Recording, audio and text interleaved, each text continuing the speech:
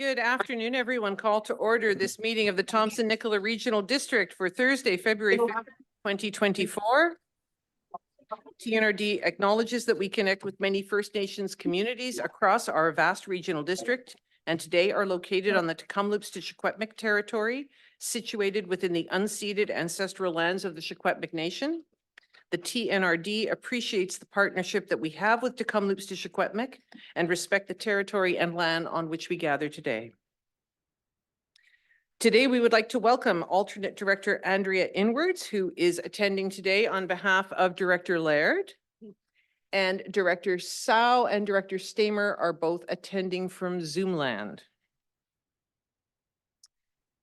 We would like to offer our sincere condolences to Director Sow on his mother's passing. Our thoughts are with you, and it is good to see you safely back home in the North Thompson. We would also like to acknowledge the passing of John DeChico, a four-term City of Kamloops councillor. He served on the TNRD Board of Directors in 2005-2006 and from 2009 to 2011. And we extend our sincere sympathy to John's family. On a happier note, congratulations to Director Mike O'Reilly, wife Erin, and son Bennett on the arrival of little Lane Ellis, a baby daughter. I'm sure we all look forward to seeing photographs. I've already seen one from Valence. You happen to have some. That's amazing. Yes. So we've got a library announcement. The Thompson-Nicola Regional Library is still thrilled to launch its third installment of the One Book, One Community shared reading experience this spring. Together, people will read Greenwood by Michael Christie. Timely and thought-provoking, Greenwood explores themes of family, nature, and the impact of our choices. A former carpenter and a homeless shelter worker, Christie lives in Victoria, BC. In-person events with the author will take place between May 3rd and May 7th, 2024, and you will find information in your blue folders. Upcoming meetings and events. Tomorrow, Friday, February 16th, we have a committee of the whole meeting. Also at 1 o'clock, there will be the grand opening of the tiny library at Aberdeen Mall, to which all directors are invited.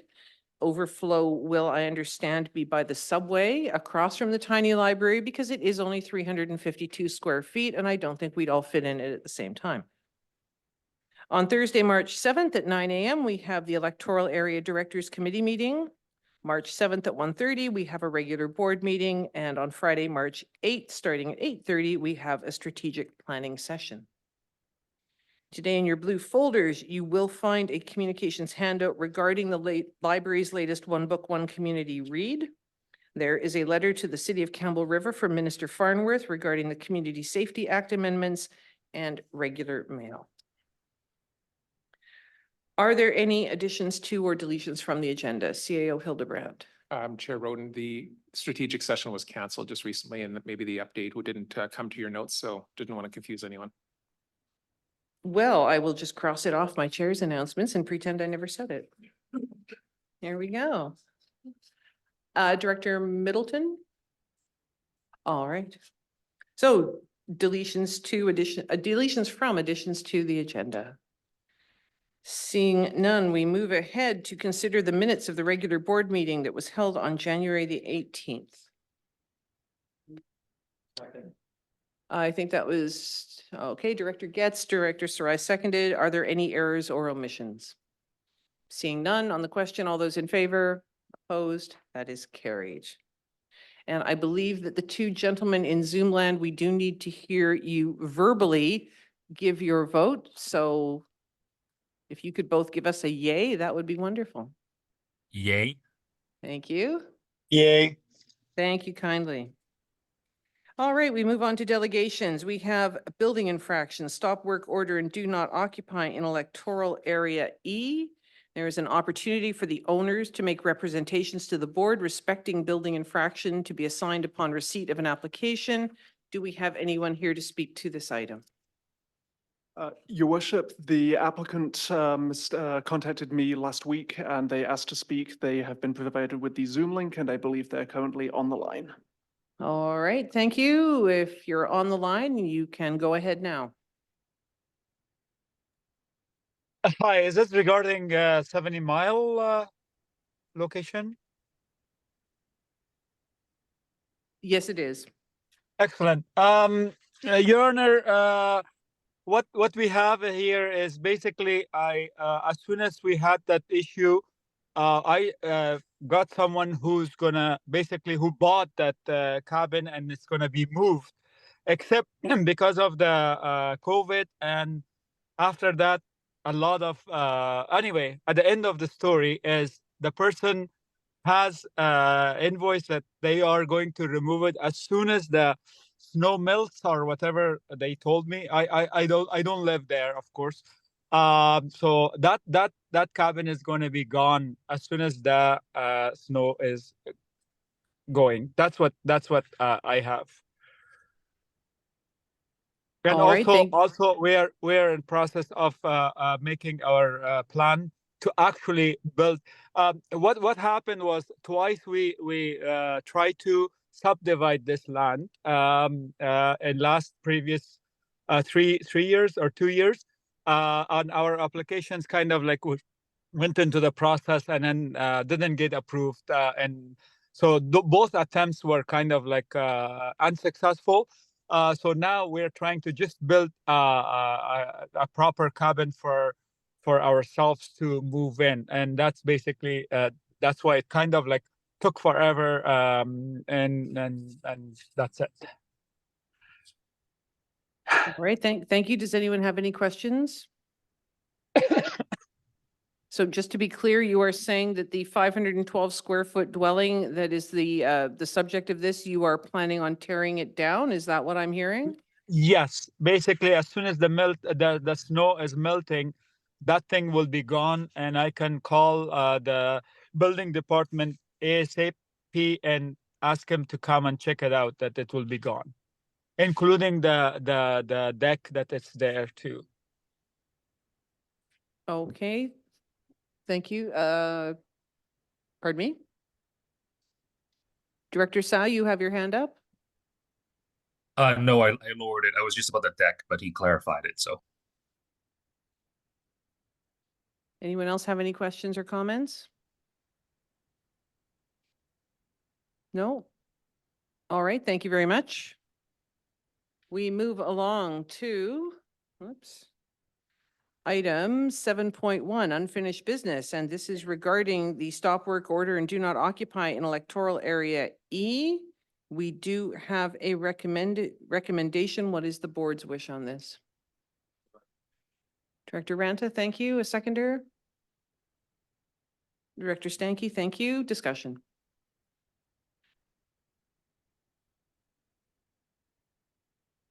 No discussion on this item. Director Middleton. If we are to register section 57 on this title, what is the proviso for having it taken off at some point in time? Does that stay on there in perpetuity, or is there a way that it can be removed? Thank you. Mr. Kraus. Thank you. Through the chair. So as soon as the offending building is removed, then we can remove the notice off title. So it's a $200 fee because there's some registration through land titles. But we do regularly take these off when people come into compliance. So we are recommending that the notice be put on for safety. And if the building is removed when the snow is gone, then we'll gladly remove the notice as well. Thank you for the clarification. Does anyone else have any questions or comments? On the question then, all those in favor? Opposed, if any? Carried. Item 8.1, agricultural Excuse land. me, Chair. I apologize. The two Zoom participants would need to confirm. Oh, sorry, gentlemen on Zoom? Yes. Thank Yay. you. Thank you very much. 8.1, we have Agricultural Land Commission application ALR 229. We do have a recommendation from staff. Director Blackwell, thank you. Seconded by Director Hall. Discussion.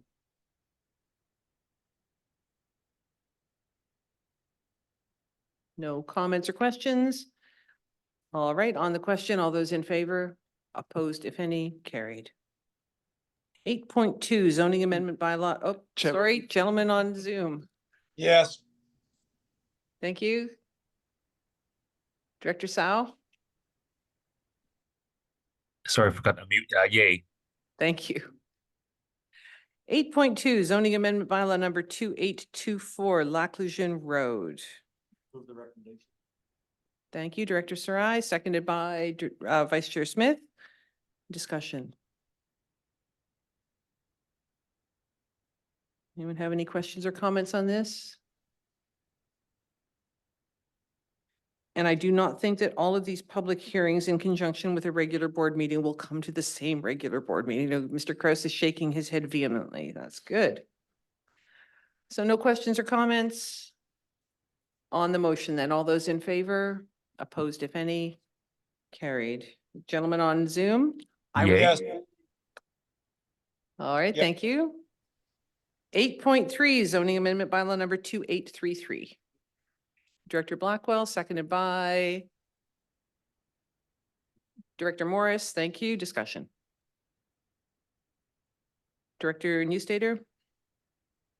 Thank you through the chair. Just reading the report, I'm curious, is there any other option that would allow a hobby farm as they have it currently constructed, but create greater limitations because it's too small for the potential that actually falls in CR1? Is there any kind of other option on the table that would be a better fit for a property like this, especially as we consider the possibility of precedence in that area? Through the chair, so I think that they would be in compliance with the current section of the livestock limits. If the board wanted to further restrict that, especially after hearing the public input, if it goes to that phase, then you can certainly add restrictions to the bylaw prior to third reading and after hearing the public input. Another option would be to not proceed with this bylaw and instead have it come back as a temporary use permit, where the permit could have very specific limitations on number of animals and other any other restrictions that the board may want to see. It's harder to add those specifics in zoning. But certainly if the public input at the hearing is that there would be a desire to see more restrictions, then you can still add that to the bylaw prior to third reading. Thank you for that. I'm certainly supportive of this recommendation as it sits, but just curious how we might be able to better suit the needs of the full neighborhood in the next phases. That's helpful. Thank you. Thank you. Director Sao, yeah, I believe you have your hand up. Yes, thank you, Madam Chair. I just wanted to share the experience of this case as it was kind of like my first rodeo into bylaws into in my area there, where the resident had reached out to me directly. I just want to, from the report, I just want to thank Mr. Kraus and his team for, the in-depth research and also working closely with the property owner, because I know it originally when I was involved, it became very heated between the area residents, the property owner concerned and their neighbors. And I can see that now that, from the report, we're giving some very unbiased, open options to the residents. And thank you, Director Newslater, for that suggestion, a further middle ground to be available at the public hearing. So thank you for that. And I would be in favor of this. Yeah. Thank you very much, Director Sao. Does anyone else have any questions or comments? On the question then, all those in favor? Gentlemen on Zoom? Yay. Director Stamer?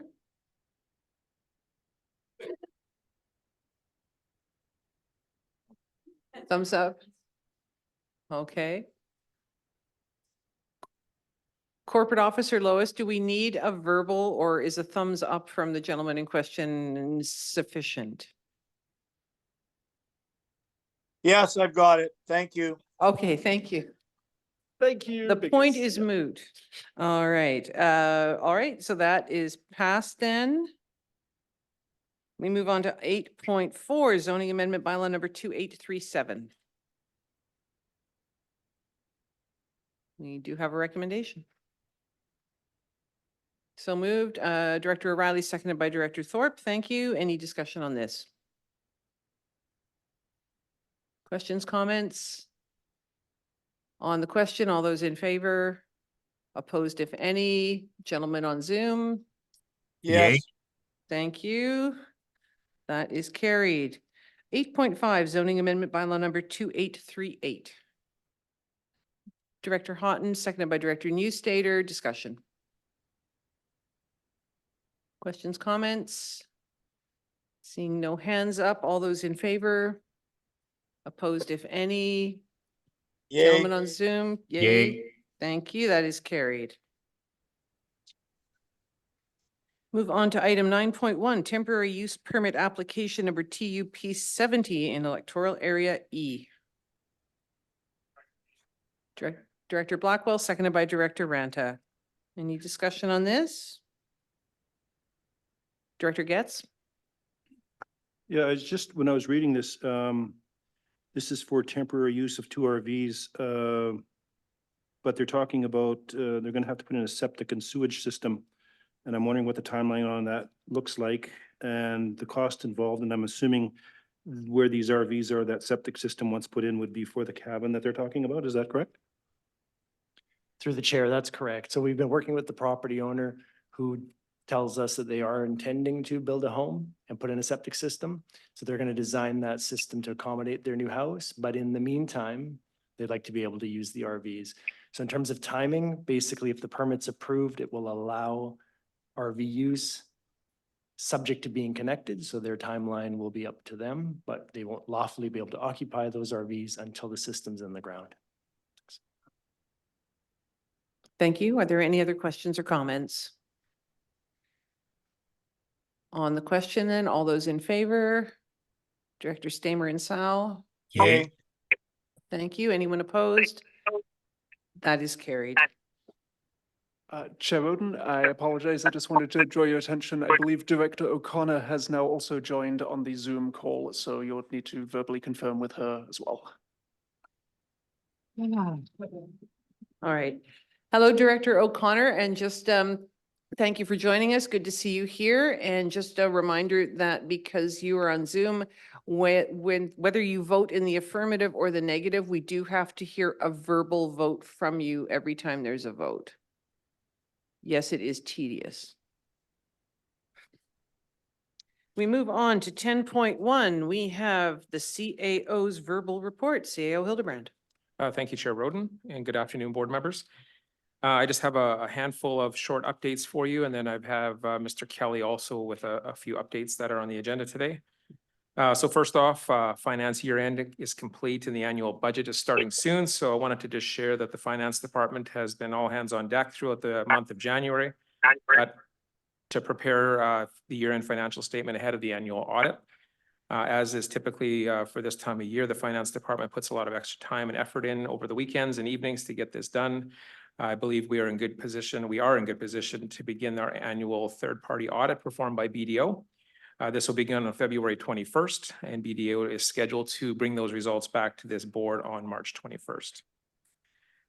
Secondly, we have chosen a location for our out-of-town board meeting, and that will be Merritt, BC on August 14th and 15th.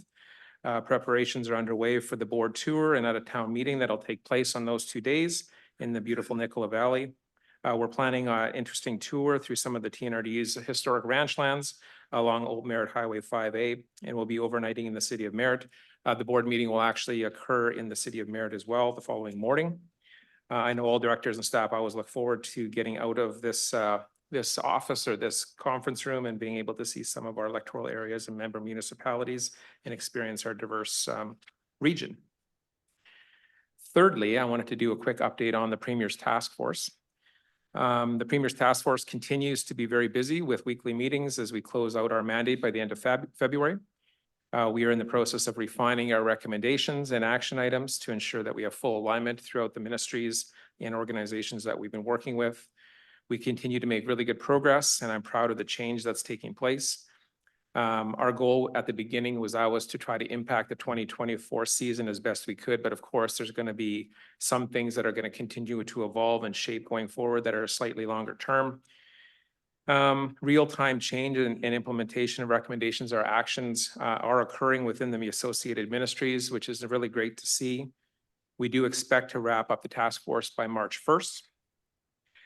Engagement meetings continue to occur, many every week, and with groups, organizations, local and First Nation governments across the province. That feedback and direction we're getting from those groups have been very well received with a lot of great information. As I mentioned at the last meeting, I can tell you that we are being heard from our perspective within our regional district and our EOC. And we do have a specific meeting coming up. I was asked to put forward a handful of names from this board so that the TNRD could actually meet directly with the task force. And I chose, I think, 8 or 10 people from this board that had real recent issues with emergencies and wildfires. And I'm hoping they're going to be joining us on February 22nd for a couple hours to spend with the task force to provide feedback. Personally, the task force has been a great experience, and I've been able to represent not only our regional district and municipalities, but the many from across the interior, along with other groups and associations. So things are going well, and more information to come very soon. My fourth item was just our TNRD annual audit. The 2023 annual audit is now being built and will be published during the spring. We do an annual report every year, and it's meant to inform residents of TNRD projects, services, and financial information and how the TNRD is governed. Legislation says that municipalities actually have to do an annual report, but regional districts do not. We choose to do one anyway to be as transparent and accountable to the public as we can and let them know exactly how we operate. Our communications team has put a lot of work into raising awareness of our services that the TNRD provide and about who participates in these various TNRD services. And the annual report is laid out in a very easy to read, well laid out, visually appealing document. So that'll be coming very soon.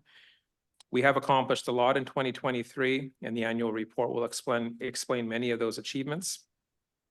Some of those achievements include things like the new Loon Lake Fire Hall, new Black Pines water, groundwater source, upgrades to the fire halls in McClure, Blackpool, Vavenby, upgrades to community parks in Lower Nicola, for Little Fort, Vavenby, and Blue River.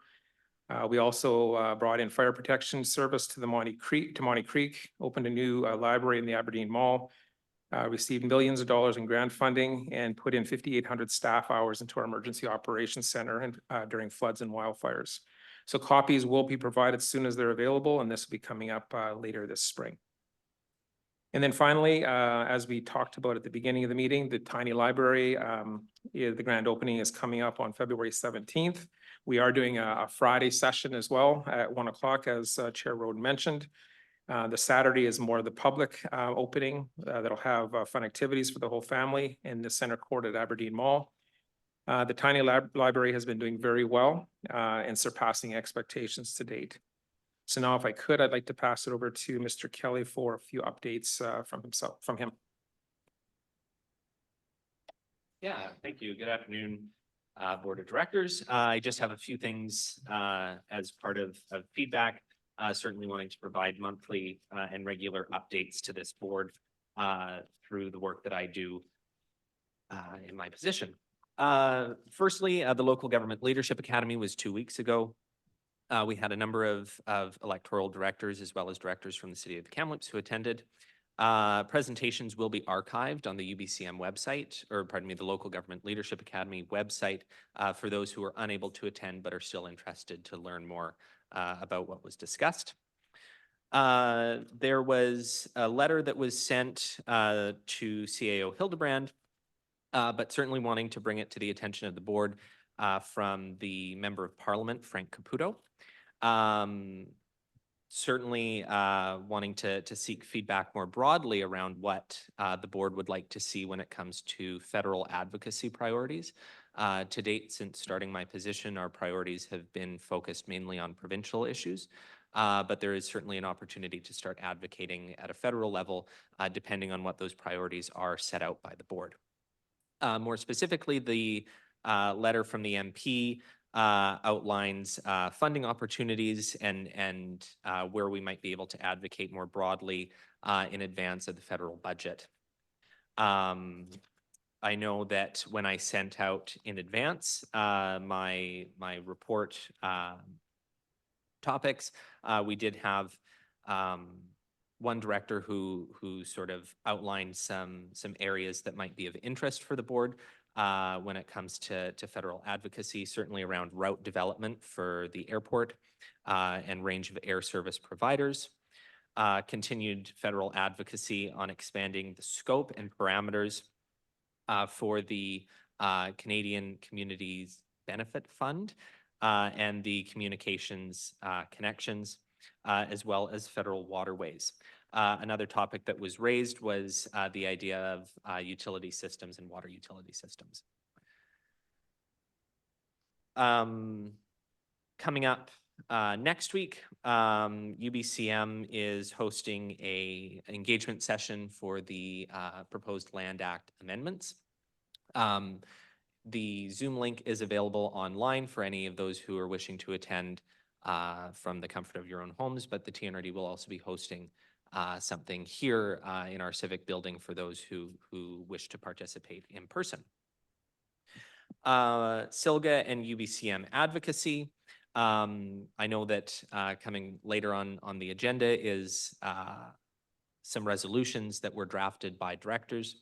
Resolutions can be beneficial, but we also want to encourage directors and remind them that oftentimes more direct advocacy can have more broad-reaching impacts. So following similar themes to advocacy from the 2023 season with UBCM, the possible themes might include utility system funding, emergency preparedness, taxation and funding models, invasive plants, public and highway safety, which all tie back to the board's strategic plan. Next is the drought response. So electoral area directors heard specifically from the province around sessions that they're calling decoding drought. Those sessions are now open and they will be hosting them over the coming months. And the TNRD will be working with the province to share out that information to ensure that constituents are able to attend those. We would also encourage directors to share that information with stakeholders that they might think should attend. There'll be sessions in Westwold, Kamloops, Merritt, and Barrier, as well as others more outside of the TNRD in Salmon Arm and Falkland, Lumbee, and Princeton. Lastly, there's a program that was brought to our attention, and it certainly ties into a lot of the themes that have been discussed lately with the board. It's called Connecting Communities. It's a program set up by the province to provide funding for increased connectivity in rural parts of the province. So we certainly want to flag that for directors. The current intake is closing on March 14th, so we're likely not to get into intake 3, but we would certainly like to work towards intake 4 and what that might look like when it comes to increasing connectivity across the regional district. That is all. I'd be happy to take any questions. Thank you very much. Does anyone have any questions for Mr. Hildebrand or Mr. Kelly? No one online? Anyone in the room?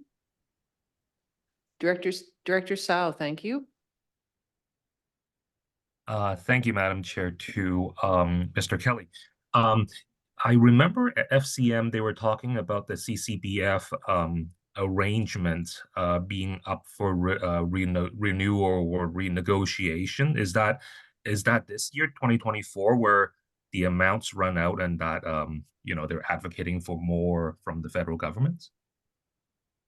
Director South, through the chair, I can take that one on. And I understand that it is being renegotiated and we haven't really heard any final conclusions on what that might look like at this point, but I know more information is coming shortly. Thank you. Thank you. Any other questions or comments? Director Houghton. Thank you, Madam Chair. Yeah, I'll be attending the drought seminar in Westwold. I was contacted by Nicole, the lady that gave the presentation here a couple weeks ago, 3 weeks ago.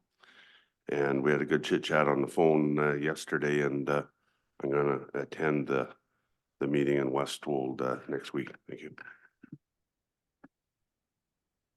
Thank you. Any other questions or comments for me? Director Getz?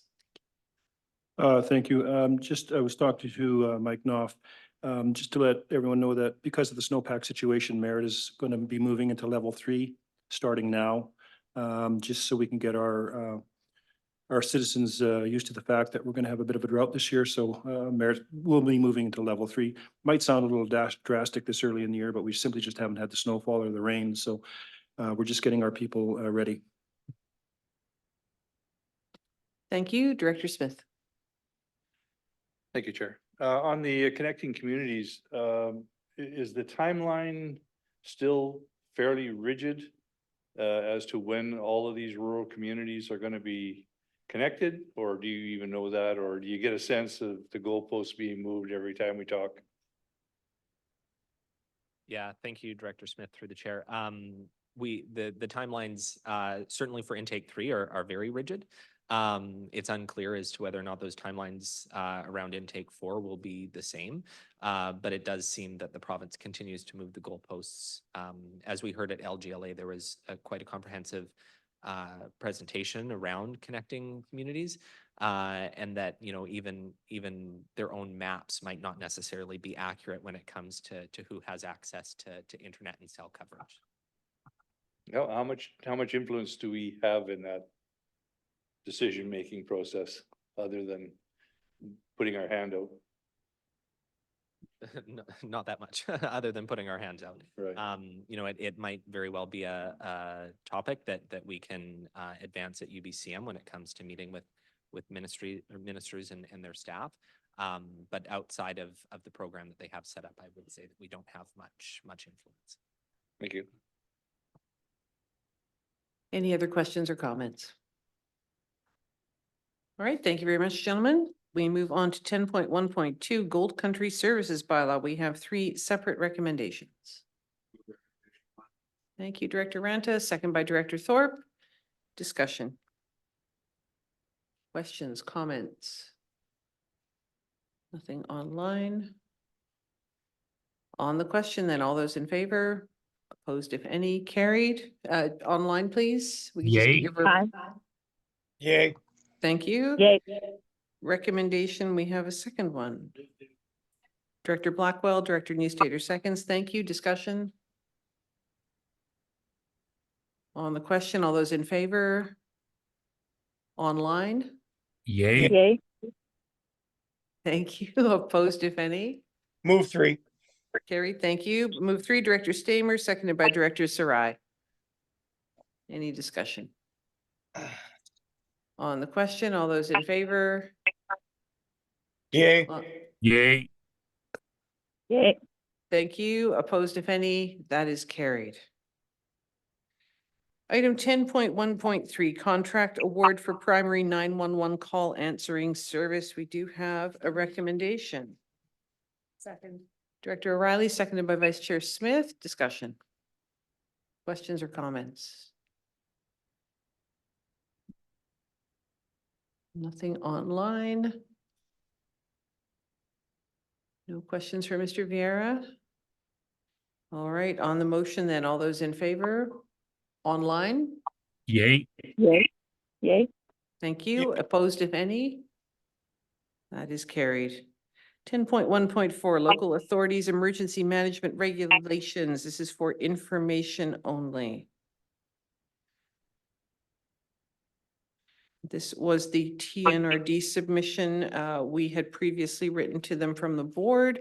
This was an opportunity to see what staff had to contribute. Public submissions did close on the 31st of January. Presumably Victoria is giving them their utmost consideration. Anyone have any questions for staff? No.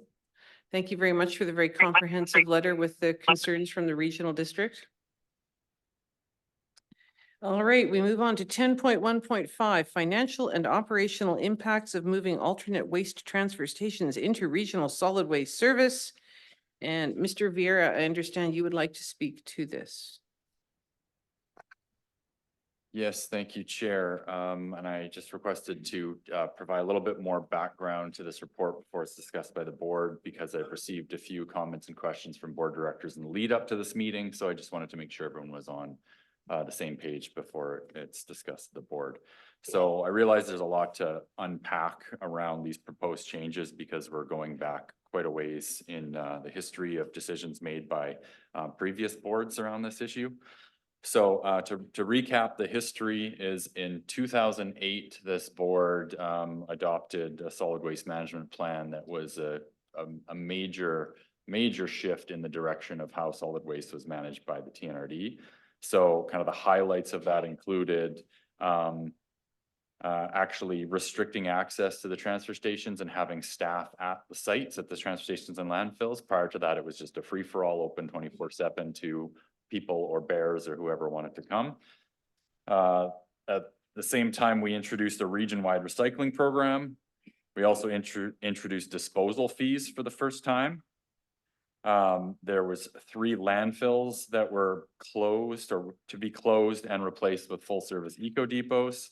And there was also the closure of select transfer stations to reduce costs and streamline operations. And if we could just get the slide up. Okay, share. So those sites that were closed as part of the 2008 plan, I've put up on the screen here. So this is information that was not included in the report, but I was requested this information from a few board directors, so I wanted to share it here. So in total, 3 landfills were closed following the plan adoption, and there was 12 transfer stations that the board decided to close. Now that brings us to the 4 locations that are the topic of this report. So of the 12 transfer stations scheduled to close, only 8 actually closed, and 4 of those sites were converted to, and a new service called an alternate waste service was established to fund the operation of those. So in terms of the regional service, they stopped paying the operational costs of those transfer stations, and the operational cost was moved to this alternate waste service. So the alternate waste service is an electoral area-wide service that funds the operation of these sites. So every resident within the electoral area pays into this service, but no other areas and no municipalities pay into it. Just a reminder, the regional service is funded by all electoral areas and all municipalities with the exception of the city of Kamloops. What else did I want to tell you?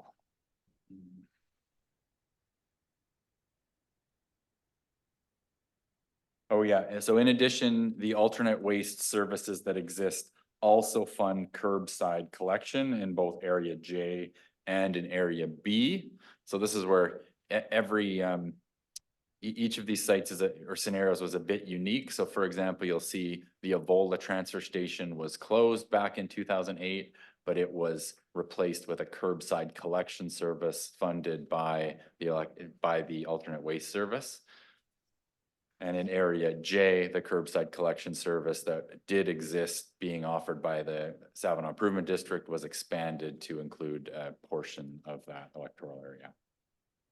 So finally, I just want to conclude with my stance on this. I will say that arguments can be made both for and against the proposed change. From a staff perspective, we are neutral on this issue. Operationally, the proposed change has no significant operational impact, so we can carry on with its status quo or implement this change with very little operational impact. So at the end of the day, it simply comes down to the funding mechanism of these services. And I'm available to answer questions or speak to it further. All right, thank you very much. Director Grenier. Thank you, Chair Roden. Thank you, Mr. Vieira. Just a few other points I'd like to make. The decisions that were made in 2008, there's been a lot of garbage trucked to the dump. It's been a long time ago. The decisions that were being made in 2008, since that time, there's been lots of enhancements to transfer stations and eco depots. The Area J constituents participated in that. Area J constituents have launched the curbside pickup, which was expanded from just Savanaugh to Tobiano and Cherry Creek, which means that the only areas that aren't getting curbside pickup in Area J are the two transfer stations here. And you can see from the distances that it's impractical to the folks that are in Tranquil Valley, and it's rather impractical of the Lejeune folks to go elsewhere if you look at the distances. In fact, what we do in Area J, because they don't get curbside pickup, we provide them with the equivalent funding of 2 bags of garbage every week, the same as would be picked up at the curbside people. So we've evolved into curbside pickup, which is, I think, what we want to see happen as the migration from dumps or no dumps to dumps and then to curbside pickup. I asked Mr. Vieira at the lunch break, how does this compare to the other dozen or so transfer stations that are funded in our general numbers? He gave me the example of a place called Egan Lake. I don't know where Egan Lake is, but it operates pretty much the same as the Lac Lejeune and Tranquil Valley and Brookmere and Black Pines. And so I guess over the last 15, 16 years, Area J constituents have funded, if we're at the current rate, it's roughly $1.5 million that they've carried for the Lac Lejeune and Tranquil areas on a transfer site that operates identically to the 12 sites that are covered by the general number. So this became apparent in the budgeting time period, and we really don't see any reason why these areas operate any differently and should be treated financially differently. That's why the request was made. So that's a bit of a background. At some point, I want to make the motion that has been recommended by staff, but I don't want to preempt anybody else's discussions. All right, Director Stamer. Yes, thanks. Thank you, Madam Chair. The one question I had was that looking at this report from the outside, it looks like really it's a matter of consolidation and having the rest of the TNRD help support these satellite stations. But I'm wondering if it's going to reduce the taxation in the numbers that they are, with 83,000 in J and 23,000 in N. If we went through with this proposal, wouldn't it be right for those two reserves to go back into the main pot with the money that they have, considering there's going to be a significant reduction in their taxation? Just the thought, if that's even possible, or if that would be something that the board would want to do.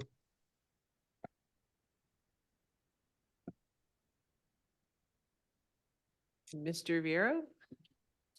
Yeah, we're just discussing that. We don't think it's legislatively an option to take the money from the reserve in one service and move it to another service. So that's why what we proposed is if Area J, if this proposal goes ahead, Area J, it would remain within that service because it would continue to exist for curbside collection.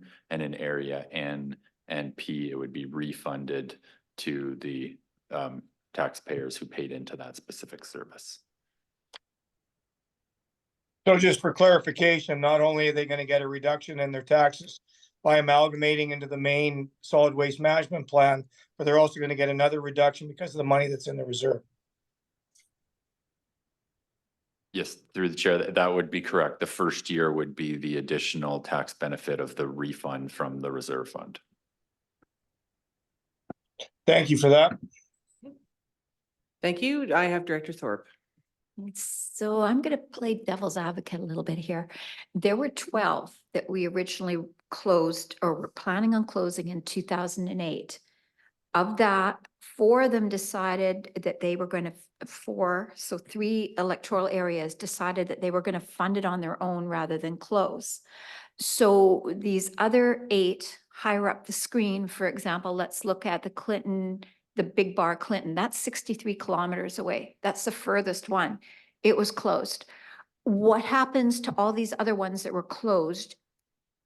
How is that equitable that now areas J, N, and P are going to get a tax reduction, and all those other areas that had theirs closed are now going to have an increase in taxes? And how do we go back to 2008 and say, okay, we were wrong. We should have only closed those 8 on the top, and these 4 that decided to fund it on their own, now we're going to fund it for them?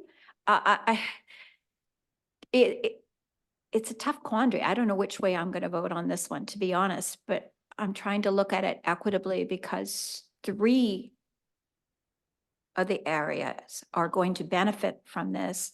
7 are not going to benefit. And of the ones that are not going to benefit, most of those ones took a hit back in 2008. One more question. Did any of these ones, Black Pines, Bookmere, Lac Lejeune, or Trunk Hunt Valley, did they have the option for curbside service? Thank you, through the chair. So my recollection on this is that Lac Lejeune, for sure, the idea was that the curbside collection was going to be expanded to include Lac Lejeune, but that community was in favor of keeping the transfer station open instead of receiving curbside collection. I don't know if that happened in Trunk Hill Valley or not. I wasn't part of those meetings. Brookmere and Black Pines were not considered for curbside collection. Director Grenier. Thank you, Chair, and thank you, directors, for bringing up these points. I just want to point out, number one, the rationale behind this is to treat similar facilities in a similar financial way. There's been 16 years past, and so Area J has funded about $1.5 million to keep those 2 transfer stations open, and I would guess something in the neighborhood of a quarter of that is what Area P and N paid. I don't know how long we want to continue to ask electoral areas to pay for their specific transfer stations and then pay for the transfer stations that are operated in common elsewhere. But it seems to me that it's 15 years has passed and a lot of money has passed. The other areas didn't pay the $1.5 million that has been paid. So I don't know if that's partly making up for the difference. As far as the reserve funds, again, there is a substantial cost involved with curbside pickup. I don't know if a formula could be reached where a portion of that would go back to the common. I wouldn't resist that at all. This was not an effort to scoop reserve funds. This was an effort to treat these 2 transfer stations like all the other transfer stations in the area. So that's the rationale for the request. Thank you. I have Director Stamer and Director Sal on the web. Director Stamer. Thank you, Madam Chair. Yeah, I mean, I agree with the points that were being made, but I agree with Director Thorpe in as much as that, you know, like even in our municipality, we have to pay our regional management fees as well as our curbside fees, and then I also have to pay if I want to bring my garbage up to the Eco Depot in Lewis Creek the same way as a transfer station person in Brookmere would. I don't receive $104 credit, and you know, I have to pay on top of that. So I'm not entirely sure. You know, I understand amalgamating it might make sense in the total picture, but it certainly doesn't make sense to anybody that's in our municipality. Okay, thank you, Director Sal, and then I have Director Rain. Thank you, Madam Chair. Just sharing along the same veins as Director Stamer and Thorpe and Grenier there. Coming from Area A, I see that, you know, our Vavenby transfer station has been being funded and enjoyed by local residents, but funded regional-wide funding. I think it's only fair to, provide the same for those 4 other stations that are still open. In relation to what Director Thorpe mentioned about what about the ones that closed? It's done, but maybe we can look at that separately in the future to see if if those areas need to recreate a new service or a new transfer station. That's my 2 cents. Thanks.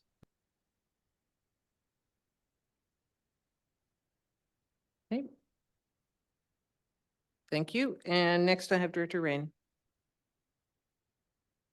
Sorry, a question. How many of these operations now have curbside pickup?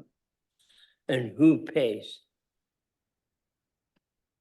Thank you. Through the chair, the TNRD has 2 curbside collection areas, one in area B that services all residents in area B and one in area J that services a portion of area J. All other curbside collection that happens within the TNRD is done by municipalities at their own cost and completely separate from any TNRD programs. Are there any other questions or comments? I see Director Stamer, is that a legacy hand or is that back up again?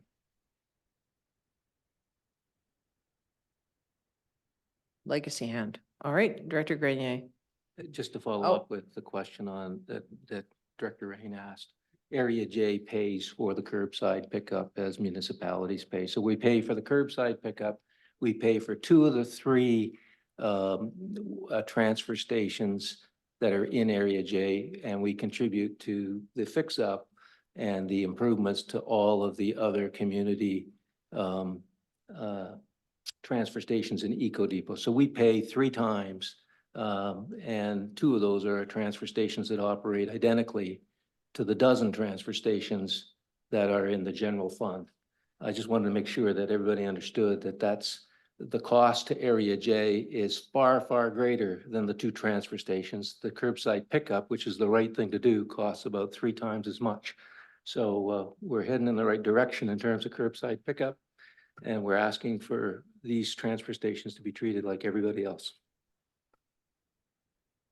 Okay, thank you. Are there any other questions or comments? Director Stanky and then Director Houghton. Thank you. In looking at Big Bar, that was closed in 2008, and people have to drive to the Clinton Depot 63 kilometers away. 50 of it is all washboardy gravel road. And the population has increased out there since 2008 to 2024. Is there an opportunity to revisit some of these that were closed because of population shifts? Mr. Vieira? I'm scared of this question. But thank you for that question. It's a fair question. Is there an opportunity to revisit it? Well, yes, this board can direct us to revisit whatever, they choose. I mean, I guess to put it into context, I will note that in this budget and in our new operational contracts we've just entered into, we've seen a significant, I think it was a 20% increase in our operating costs of our existing regional service. And so the reason back in 2008 of reducing the number of sites was because the operating costs were increasing. Again, we're going back to 2008. This is a long time ago, but there was multiple consultant reports and an extensive public consultation process that took place to evaluate all the sites, and ultimately the recommendations came to this board to decide which ones were on the chopping block or not. And that's the system we have operated since then. So to answer the question more directly, yeah, if the board directs us to investigate and come back with costs of adding services anywhere related to solid waste, we could do that. Thank you, Director Houghton. Just to be fair to our City of Kamloops directors, I think we got a typo error in the Mission Flats landfill. It should be Mission Flats, not Mission Rats.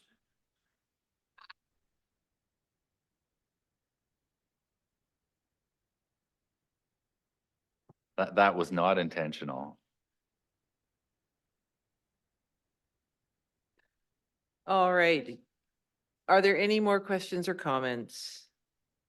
And there is a recommendation in Mr. Vieira's report. Dr. Grenier, I am gathering you'd like to move that recommendation. If you could read it out for everyone, please.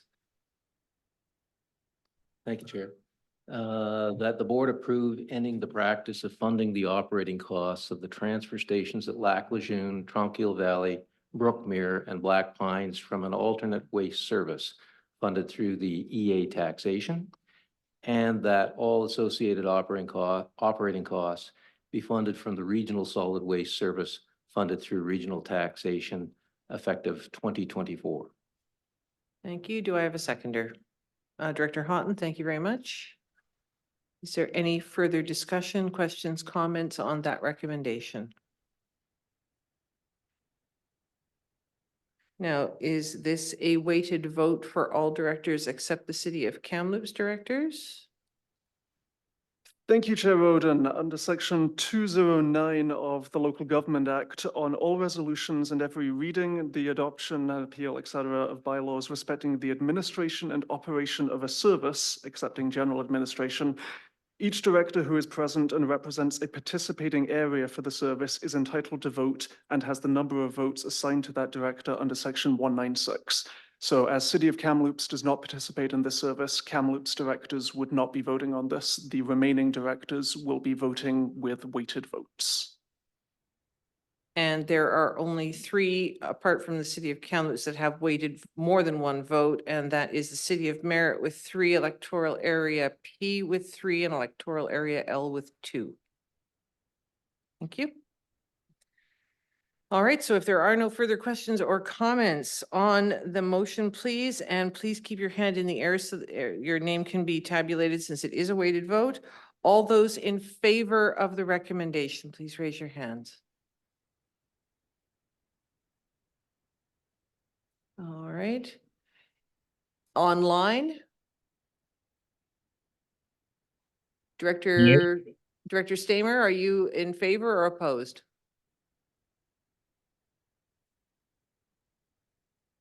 I'm opposed. You're opposed. Thank you. Director Sao, are you yay or nay? That's a yay from me. Yay, thank you. And Director O'Connor? Yay. Thank you very much. Is there anyone in the room who is opposed? Please raise your hand. We have Directors Lepso, Rain, Blackwell? No, Lepso, Rain, Vice Chair Smith, and we have Director Stamer opposed. So that motion is carried.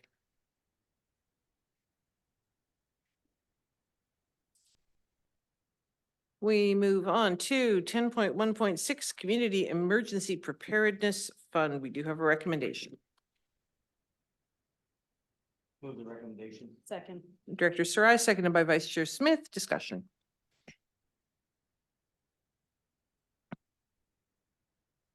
Any questions or comments? All right, on the motion then, all those in favor? Opposed? Online? Yay. Yay. Yay. Yay. Thank you. That is carried. 10.1.7 Southern Interior Local Government Association resolutions. We have 2 recommendations, or we have 2 resolutions, I'm sorry. So that will be 2 separate recommendations. We don't pass them as a package deal. So we have recommendation number 1. Director Thorpe, would you like to move this one? All right. Okay, and do we need to read it out? Should we read it out? I guess they're 2 separate questions. You can if you would like, Chair, but I don't think that's required as everyone can read. The proposed version is as was in the agenda, so if there are any amendments which are proposed, then full reading might be necessary. But at this point, I think everyone has had the text for coming up on a week, so I don't believe a verbal reading is necessary. Thank you very much, Mr. Lawis. All right, so that has been moved by Director Thorpe. Do I have a seconder? Director Grenier, thank you very much. Questions or comments? This is the resolution asking that the province commit to ensuring that there is equity and equality in funding in the event of disasters. Any questions or comments online? Don't see any hands. On the motion then, all those in favor? Online? Yay. Yay. All Yay. right, thank you. Anyone opposed? That is carried. We have a second resolution here. Director Thorpe, thank you. Second. Director Houghton, thank you. Any discussion on this?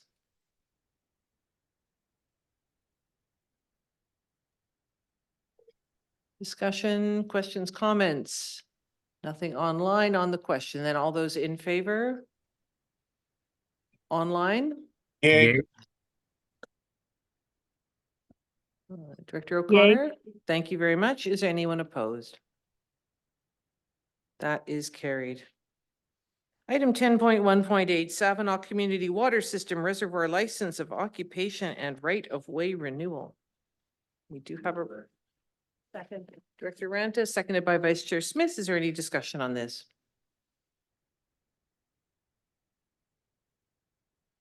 No, on the motion then, all those in favor? Online? Yay. Yay. Thank you. Anyone opposed? That is carried. Item 10.1.9, External Committee Appointments. Mr. Lawis, I believe you have a visual aid. Thank you, Chair. That is just frantically being revised. We were just going through emails and making sure that everyone was on here because we have had multiple expressions of interest for a couple, so we want to make sure it is perfect. So I can speak very briefly to it while we wait for the USB stick. So there were a few external appointments which under the procedure bylaw are to be done annually.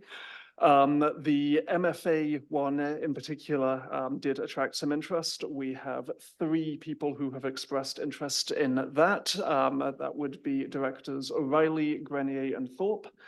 And then the MIA, I think that only had one in the end. That was Director Stanky and CEA Director Thorpe. So, sorry, we just, it's coming up. Yeah. Yeah, it might say.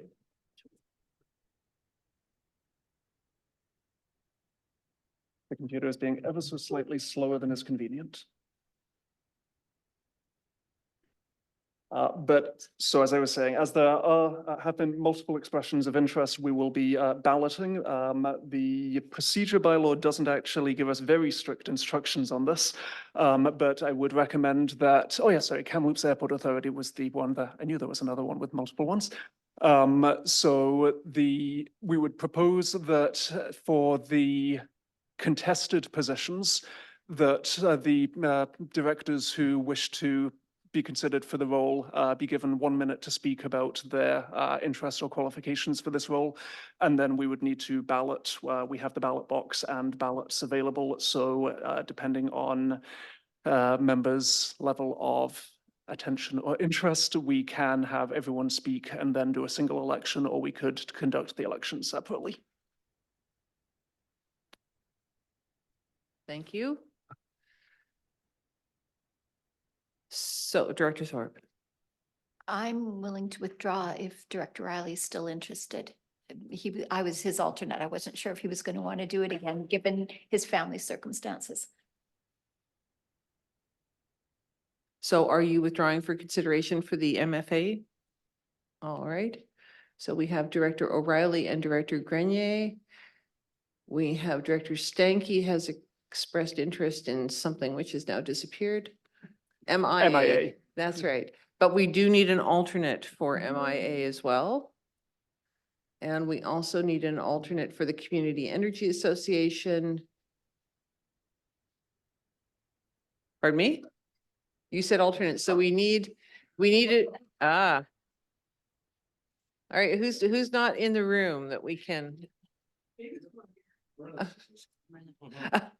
Director Blackwell. Yeah, if you need one, a regular for Community Energy Association, I've done that before. Is that one of the things? Because I see Director Thorpe listed as an alternate there. I will do that. All right, so you would be happy to go as the director for that with Director Thorpe as alternate? Yep. All right, so Mr. Lawis, you could make a note of that. Thank you kindly. We're dealing with the easy ones first. So Municipal Insurance Authority, we have Director Stanky. Are you interested in being the director? So we need an alternate for that. Director Houghton, you'd be the alternate for that? Is there anyone else in the room interested or online? All right, so we have Director Stanky with the alternate as Director Houghton.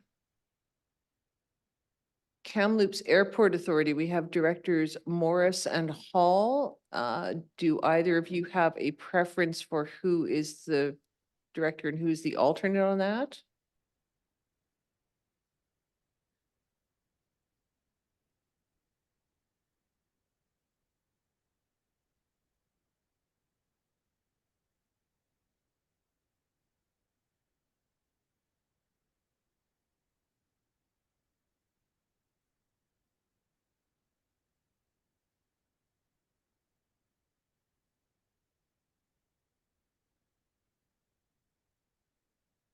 If you could just turn your.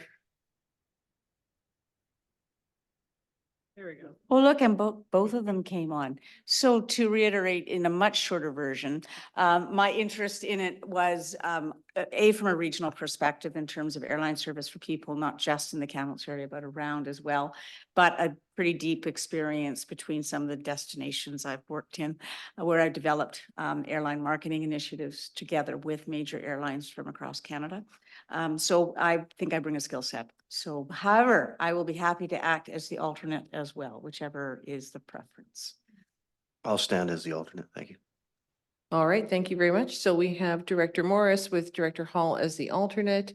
And then for Municipal Finance Authority, we have Directors O'Reilly and Grenier, since Director Thorpe has withdrawn her name from that one. Happy to be the alternate. All right. So it looks like we'll have to have an election for the Municipal Finance Authority. So before we do that, we'll give each of you an opportunity to spend 1 minute telling us why you are suited for the position, and we will go alphabetically. So that means Director Grenier first.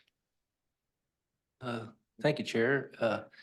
I guess I have a background in securities and finance. I'm a registered representative in the province of Ontario, or was. I'm no longer in the province.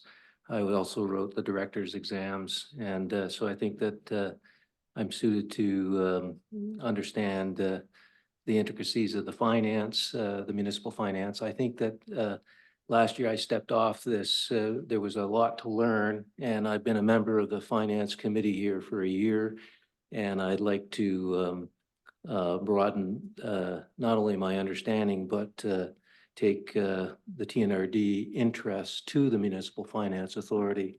So I would ask you to consider my background in that and my responsibilities on the Finance Committee. Thank you much. Thank you very much. Next, we have Director O'Reilly.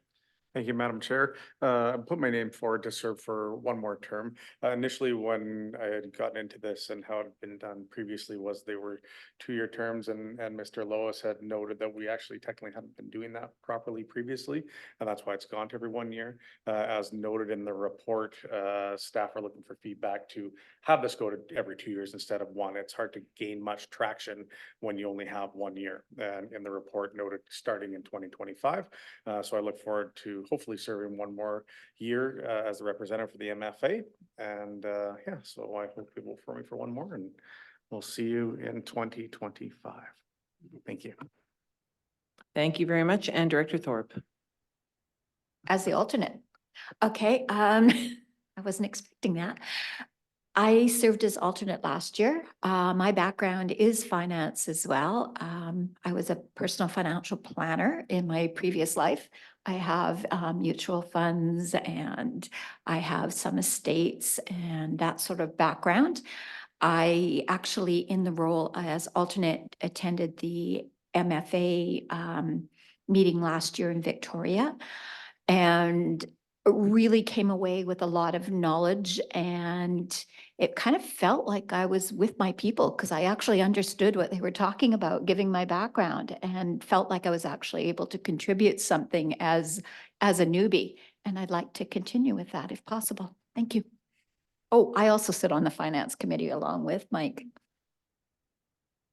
Thank you very much. So we will have ballots distributed to be voting on the representative for the Municipal Finance Authority, and then we might have to have an election for the alternate, depending on whether the person who does not get in as the primary decides to run for the alternate.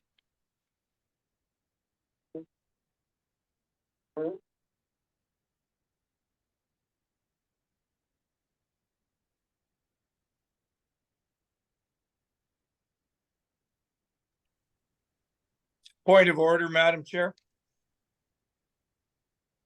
Hello? Oh, Director- yes, online voters, yes. Do online voting. Pardon me? How do we do online voting? Chair Roden, we do have 3 members who are participating virtually in this meeting. I would ask them to please text their votes to CEO Scott Hildebrand, who will report the votes to us anonymously. All right, did you see that? If you text CAO Hildebrandt and he will report on those. Yes, that's fine. Thank you.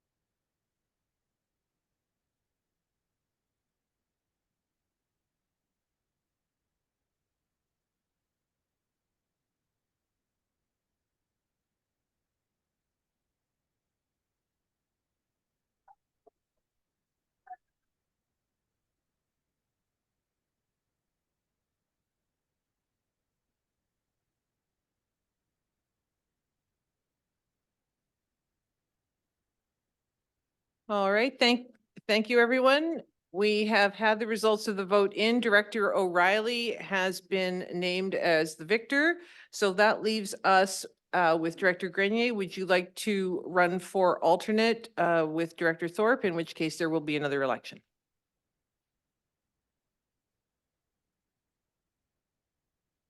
All right, well, thank you very much, Director Grenier.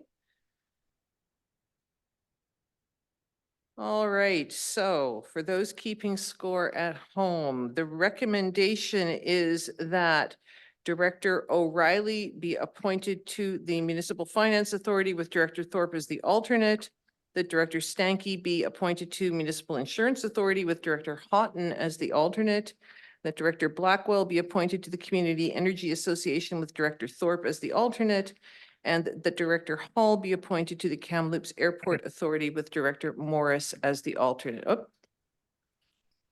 Sorry, Thorpe and Blackwell? Chair Roden, I believe the Kamloops Airport Authority. Morris and Director Hall. Morris would be the main, Director Hall is the alternate. I apologize. So that is Director Morris as the appointee with Director Hall as the alternate. And do I have a seconder for that? I'll second that. Mr. Rai, thank you very much. Any questions or comments? Thank you to everyone who put their name forward. Congratulations to everyone. We look forward to hearing the fruits of your learning. Director O'Reilly. Yeah, thank you, Madam Chair. Just going back to Manager Lois. There's talk in here about seeking feedback from the board to change this to 2-year terms, and that notice has to be given out. It's a bylaw change. Are you needing a form of a motion today to look at changing that, or how will you go about doing that so that we have that changed by the time 2025 comes along and we don't run into another, we forget about it and it gets missed and we are doing annual elections again? Thank you through the chair to Director O'Reilly. I can say the procedure bylaw, so as I say, it provides that external appointments are made on an annual basis. As a procedure bylaw is a slightly more onerous bylaw to amend than most bylaws, because you need to provide statutory notice in accordance with Section 94 of the Community Charter. We have identified a number of minor issues in the procedure bylaw, this being one of them, that as staff we would like to bring to a future meeting of the policy, the governance committee. And so we are anticipating doing that, if not at the next meeting, then certainly by the one after. So our proposal is that by this time next year, there will be a revised version of the procedure bylaw, and this will be one of the items which is tidied up to ensure consistency across the board, that internal and external appointments are made for the same terms. Perfect, thank you. Thank you. We do have that moved and seconded. If no one has any further questions or comments on the question, all those in favor? Online? Yay. Yay. Yay. Thank you. Opposed, if any? That is carried. Item 10.1.10, referral response number REF 716. This is for information only. If it goes any further, then it will come back to us at a later date, but this is only for our information. Does anyone have any questions for Mr. Kraus? No? All right, we have for information the building permit activity highlights. Does anyone have any questions or comments on that?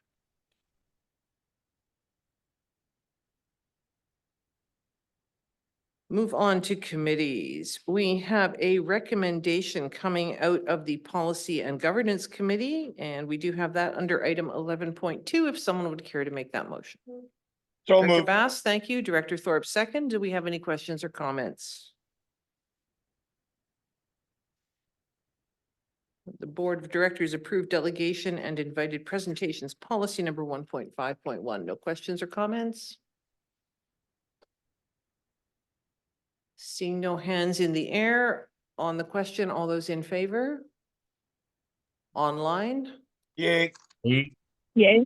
Thank you. Opposed, if any? That is carried. We have 11.3, recommendations arriving out, or a recommendation arising out of the committee of the whole meeting regarding official community plans. Second. All right, we have Director Newstader. Oops. And these can all be moved together, can they not? So move 1 through 3. Thank you. Thrice over, Director Newstader. Vice Chair Smith seconds that. Does anyone have any questions or comments? None online. Director Lepso. So when we do something like this, how does it fit in with our strategic plan? Is my question. Thank you, Mr. Kraus. Through the chair, the strategic plan talks about long-range planning, so I think this would fit nicely in there. Yeah, thank you. Any other questions or comments? On the motion then, all those in favor? Online? Yay.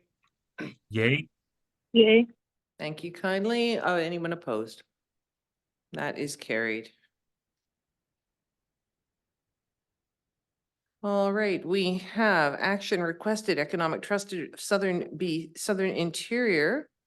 They are asking if we would like to consider submitting someone's name as an alternate.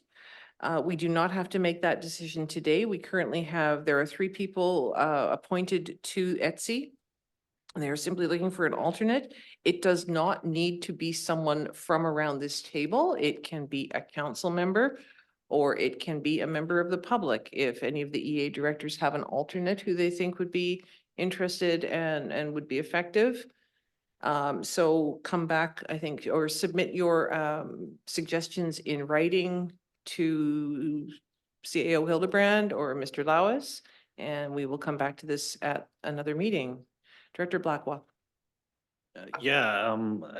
The only question I would have on this is how do we notify that we require an alternate? Because at this point, I've attended pretty much all the RAC meetings for ETSI, and I don't even know who the other TNRD members are. I think Director Laird is on there, but occasionally I haven't seen who else attends from this region. The third ETSI appointee is actually a counselor from Sun Peaks. Julie? Yeah. Yeah, so that's the third appointee. Okay, so then it still comes back to is how would we know that we need an alternate to actually attend? In an ideal world, if the alternate was needed for the meeting, then one of the regular person who was not able to make it would hopefully contact the alternate and say, there's a meeting coming up on X date. I'm unable to attend. Would you be able to attend in my place? Okay, thank you. In an ideal world. In an ideal world. Yes. Yes. So if anyone has any ideas or suggestions or would like to put their own name forward, please let CAO Hildebrand or Corporate Officer Lawes know, and we will let ETSI know when we have a final name for them. We have a number of items for information only. Does anyone have any of these items which they would like to break out for discussion and or action? Director Newstader. For item 12.2.2, I'd like to move that the TNRD send a letter of support to the district of Nanaimo in response to their correspondence. Thank you. Seconded by Director Sarai. Any discussion on this?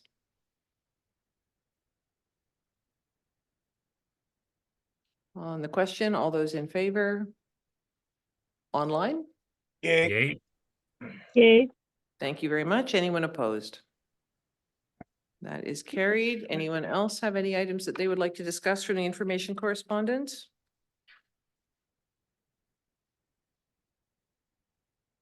All right, we move on to new business, and Director Thorpe, you have a piece of new business for us.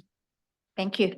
As per the board discussion on January 18th, I worked with Chair Roden to revise the letter I was requesting be sent to Emergency Management and Climate Readiness from the board.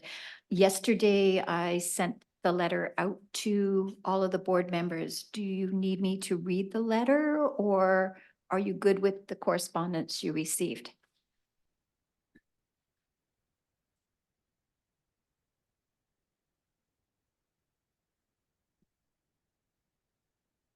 No comment. So everyone's all right? Everyone kind So of- everybody's up to date with the letter, is that okay? And if there's any suggestions or inclusions or exclusions, please let me know. Otherwise, I'd really like your support to move this letter forward to you, Emergency Management and Climate Readiness, with a copy to Parliamentary Secretary Raleigh Russell. Okay, if you'd like to make that motion, Director Thorpe. I would like to make that motion that this letter, as per your correspondence yesterday, be forwarded to Emergency Management Climate Readiness on behalf of the board, with a carbon copy sent to Parliament Secretary Raleigh Russell, please. Thank you. And Director Getz, thank you for seconding that. Is there any discussion, questions, comments? No, online? On the question then, all those in favor? Online? Yay. Yay. Thank you. Opposed, if any? That is carried. Thank Is you. there any other new business from members? No. All right, we move on to item 14.1, notice of motion.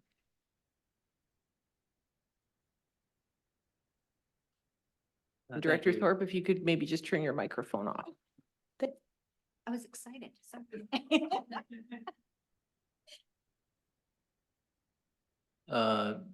Thank you, Chair Roden. Is there a need for me to read out this notice of motion, which is everybody's had a chance? I think since we've all seen it in front of us, or we all have it in front of us, if you would like to make that motion, then you can make the motion as noted. Yes, No. I'd like to make the motion. Okay, so this is the notice of motion requesting staff to apply $575,000 of accumulated development services reserves to the electoral area's 2024 provisional budget, thereby reducing the 2024 provisional tax increase in the 10 electoral areas from 8.4% to 3%. That has been moved. Do we have a seconder? Director Houghton, thank you very much. And before we start discussing it, I understand that staff have some information that they would like to provide before we begin our discussion and consideration. Thank you, Chair Roden. If you just give me one moment, we just got a visual to share. All right, so prior to discussion of the notice of motion before you, I feel it's important to provide clarification on the topic and related reserve. This specific notice of motion is a complex request and topic, as it requires a level of understanding of the services within the Development Services Department, how they're established, the parties involved in the agreements, contracts within each service.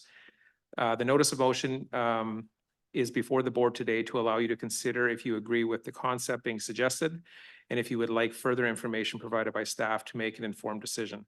It's important that the board be aware of the implications of the requested direction, and it is imperative that we have the opportunity to provide the facts and impacts surrounding this request so that we're all on the same page. The Development Services Department is split between two separate departments, sub-departments, I call it. So the planning function is a core function from the Local Government Act. Each of the member municipalities paid to participate. There is an agreement in place that determines how taxation requisition is collected from each.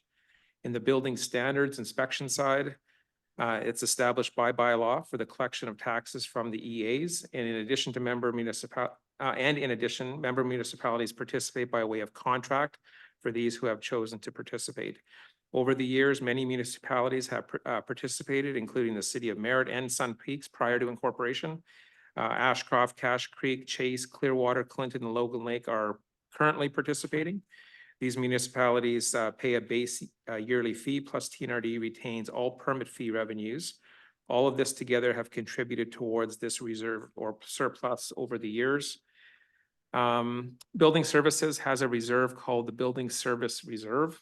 As you can see on the left side of the page, that's the $2.7 million. The funds within the reserve were contributed from the building service and is not shared service with planning services. So you can't move them from one sub-department to another. It has to stay on that side. Staff recently have prepared a planning reserve to support planning service, but however, as I mentioned, there's just no money in that current reserve right now. Over the last few weeks, myself and staff have received emails and phone calls from many directors asking for specific questions and requesting data regarding the proposed motion, which does make sense given the substantive nature of the request. Staff have also spent a considerable amount of time in order to prepare for this discussion. However, the purpose of the notice of motion is to give the board an opportunity to decide if they would like to entertain entertain this request and direct staff to action accordingly. It's important that all directors receive the same information in regard to this motion in order to support a good informed decision-making. Please keep in mind that we have put in place a surplus reserve policy plan that will be in place prior to the next budget. We talked about that at the Finance Committee meeting today, and that'll help guide those discussions going forward. Staff proposed that if the board would like to investigate this motion further, that they direct staff to provide a fulsome report evaluating the financial impact of this motion, in addition to the director's analysis that was provided. It is important that staff who are accountable for providing you with the detailed factual information be given the opportunity to report out. And this would allow our CFO and the team to provide the appropriate data so the board can make their decision. And I have shared this communication with Director Grenier prior to today, so this is not a surprise. Thank you. Thank you. Comments? I have Director Bass got her hand up there quickly, Director Houghton, Director O'Reilly. All right, Director Blackwell, Director Bass. Okay, I'll just keep this a little short. Also today during the Finance Committee, we heard from CFO Fox the need to keep a large planning reserve in place to deal with fluctuations, economic fluctuations. We've seen it already from COVID and how the prices of everything has gone skyrocketing. And she made it clear that that could have an impact. If we went into it, it would have an impact on any future capital projects in the 5- and 10-year plans. So unless CFO Fox wants to add anything, that's all I had to add to this right now.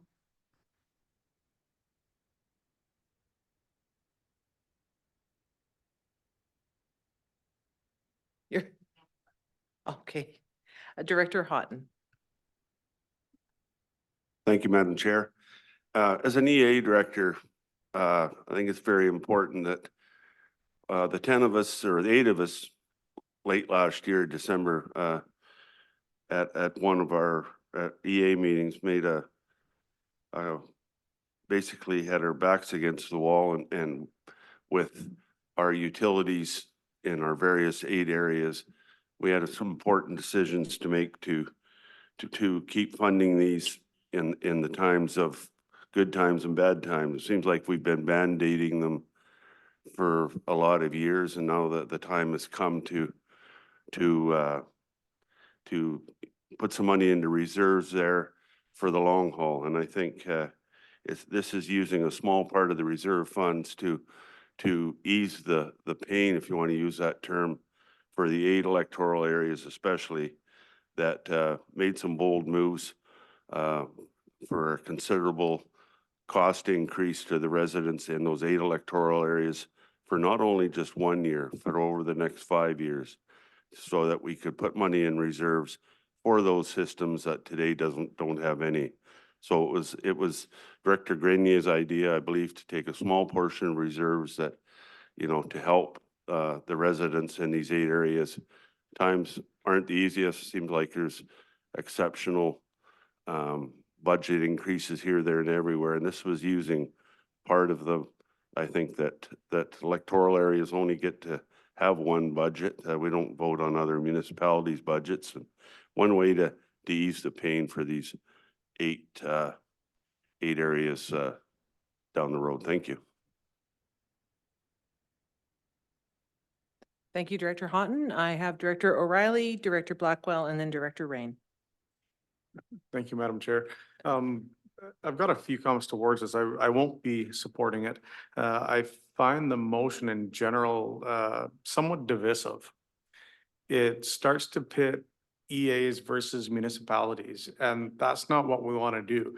If we look through things that come forward on the agenda, we don't look at it just for Kamloops. And I certainly hope that electoral area J or up through Knutsford or P, that they specifically, well, this isn't benefiting me. We need to look at things holistically and as a whole for the TNRD. And you know, we all know that staff time is a finite resource. So it causes me a little bit of heartache hearing that staff have put so much time into this. It's caused so much people to be stirred up by this that we don't know how much time's been spent on that, and we don't know where this is going. For me, for the city of Kamloops, we make a blanket payment of $250,000 a year. And I would be putting a motion forward at the City of Kamloops to withdraw our $250,000 commitment to the TNRD. We know that that is coming up. I think it's up at the end of this year. Then correct me if I'm wrong, staff.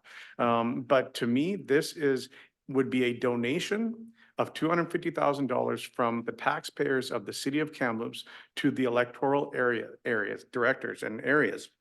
When I hear that there's financial hardships and large tax increases, that's the same across the board. It's the same in the City of Kamloops when we're looking at between 9 to 11, 12%. That's no different. When I look at what $250,000 per year can do for us, that can help us service $5 to $7 million in capital. And we have a lot of projects that we're looking to build, and we have a lot of places that we could spend that money on. And it's been talked about that, you know, our money goes towards fringe area policies. Well, that's something that needs to be looked at. And is that value there on fringe area policies? I don't think so. And I suggest it's becoming less and less valuable. And at $250,000 a year, I can tell you that the $2.7 million reserve fund will come down very quickly, that then the electoral areas will then need to make up in increases. So this would be a short-term win today, maybe 2 years, maybe 3 years, but that's not going to last. It's not providing stability for residents. It's providing a short-term win. And that's not what residents want. And we look at municipalities across British Columbia that run into the biggest problems, and they are areas that have high tax increases 1 year and then 0%, 1%, and then 10% the next year. Residents, whether you're in an EA or municipality, want predictability. Boring government is good government. We need predictability, and that's my position on it. And I would think for municipalities and EAs. But again, that motion is ready to go for the City of Kamloops.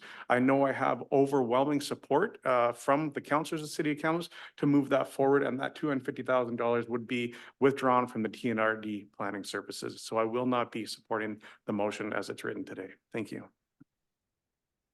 Thank you, Director Blackwell, Director Rain, Director Stamer, Director Sal. Yeah, thank you, Madam Chair. Yeah, I also, everything that Director O'Reilly has said, I find this divisive. I think we're playing team sports here and I don't appreciate that. The District of Clearwater, before and after incorporation, has paid into this fund. Some years we've had $30 million worth of building permits. It's not insignificant. If this was being applied across the board as a tax reduction to all, that would be one thing. But even then I wouldn't support it, because I'm looking at a future with so many things that are variables in this world. Everything that Director Thorpe has talked about and everybody else has been affected by climate change. We have monstrous bills coming forward for us on things like emergency management, climate change adaptation, and a zillion other things that we haven't even touched on or scratched the surface of yet that are in the wheelhouse right now. So I'm waiting for that surplus and reserves policy to come forward, because I think that's where, if we're going to move anything, that should be moved. But yes, a short-term fix using everybody's money to pay for a tax saving for for a select group of people within this TNRD, I think that's an unfortunate choice. Thank you very much, Director Rain. Yep, thank you. Certainly don't disagree with the principle. Excuse me, it would be great to lower taxes. The question is it equitable? One sector get a tax reduction and the others keep paying. If I understood the CAO correctly, you're prepared to submit a further report? Through Chair Roden to Director Rain, if the board chooses to move forward, we feel like we need to provide it's a complex issue, and we need to make sure that we're providing all the details behind it to make sure that the board can make a decision that's fact-based. I was going to move deferral until that, but I'll hold back and listen to others. Thank you, Director Stamer. Yes, thank you, Madam Chair. I concur with Directors O'Reilly and Blackwell.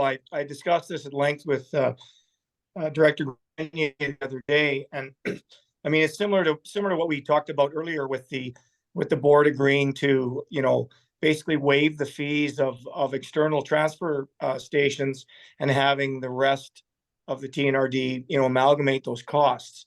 I agree with Director Blackwell's assumption that, you know, we've all put money into the development services, and this would be a precedent-setting proposal for us to look at. And I think if we're going to be looking at a surplus reserve policy, that would be the time for us to be able to look at some of the flexibilities going forward if this is what we're going to be looking at. But I really don't feel comfortable with it right now. As Director O'Reilly said, it kind of pits us against each other, and I'm certainly not wanting to do that at this stage. Thank you very much. Director Sal. Thank you, Madam Chair.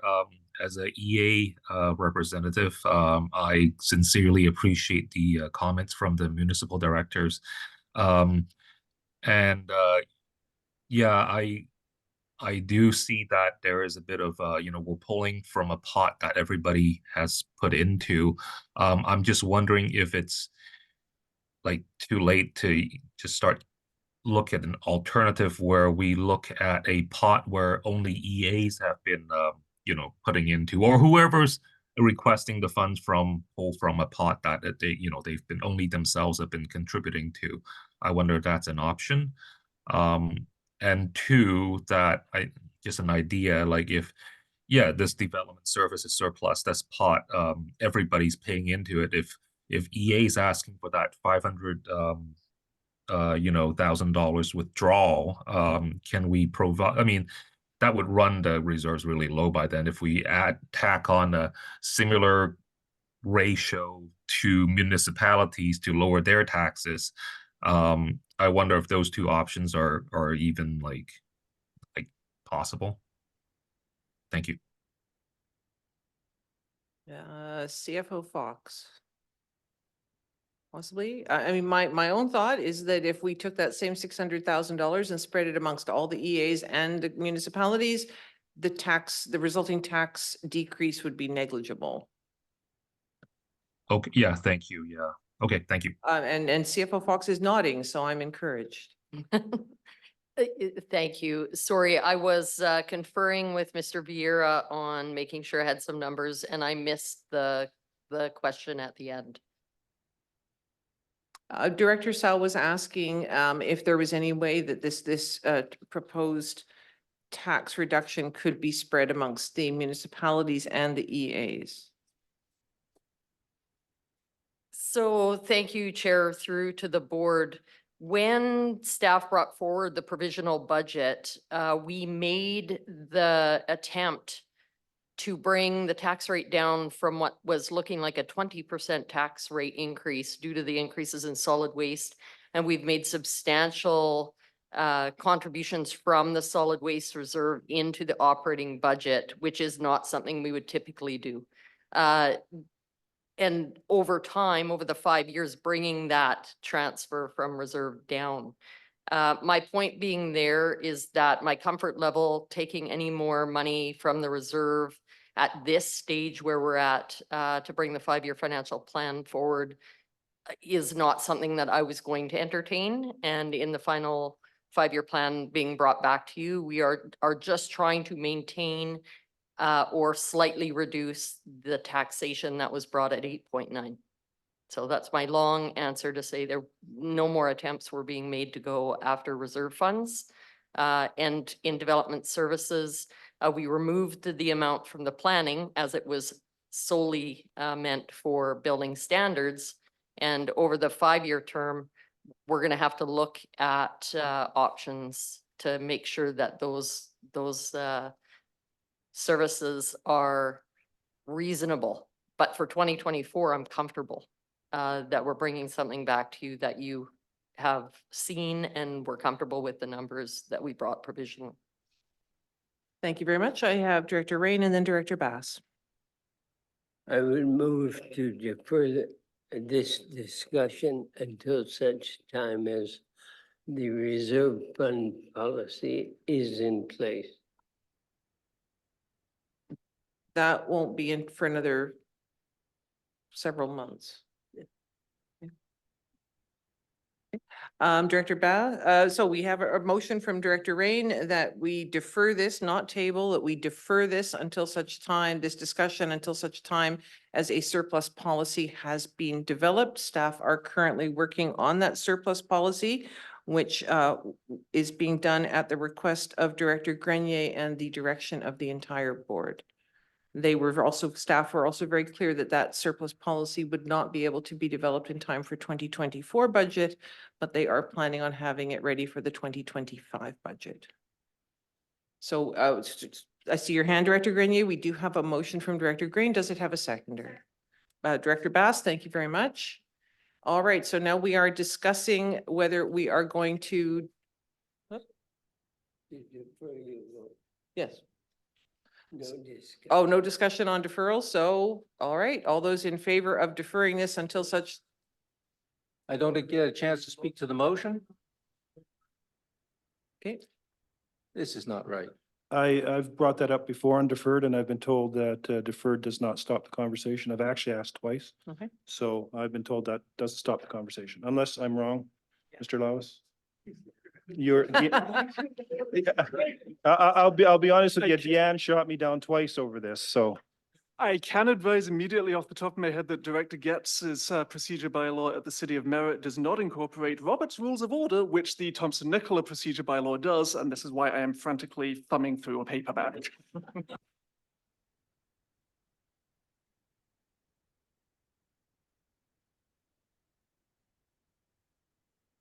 All right, we are in recess for 5 minutes.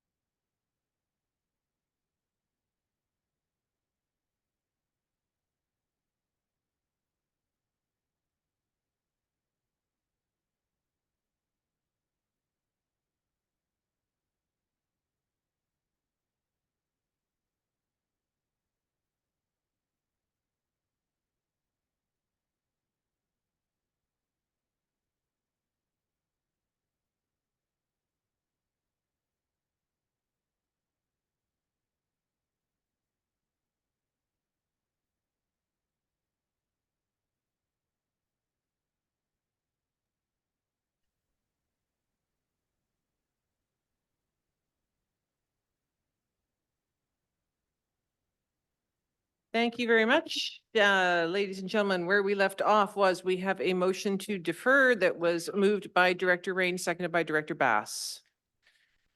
Director Grenier. Thank you, Chair. I put this motion forward, circulated it a month ago, have patiently waited to say my piece about this motion. And I would ask directors to give me the opportunity to speak to the motion rather than defer the motion. If you want to defer the motion after I speak to it, then that's fair ball. But I think I get a chance to speak to it. I think that that's the fairer thing to do.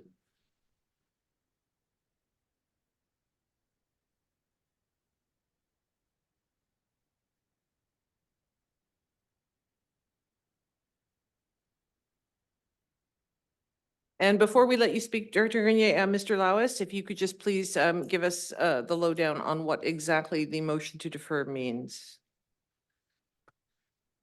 Thank you, Chair. Under Robert's rules, they do advise that a motion simply to defer should be avoided as it is often subject to vague usage. There are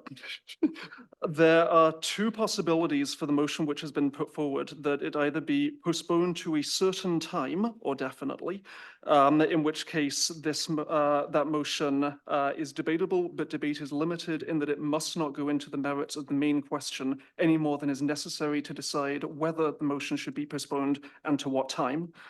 Or alternatively, this could be a motion to postpone indefinitely, in which case it would be subject to full debate.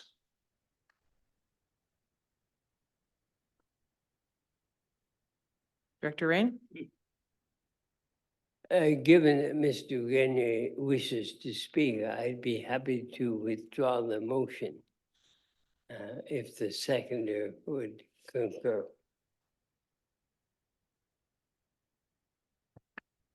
Just reiterating my concern about the reserves, I'll agree with this. Thank you, Director Rain. Thank you. The motion to defer is withdrawn. So we are back to debating the notice of motion as presented by Director Grenier. At the moment, I have on my list of speakers, Director Grenier.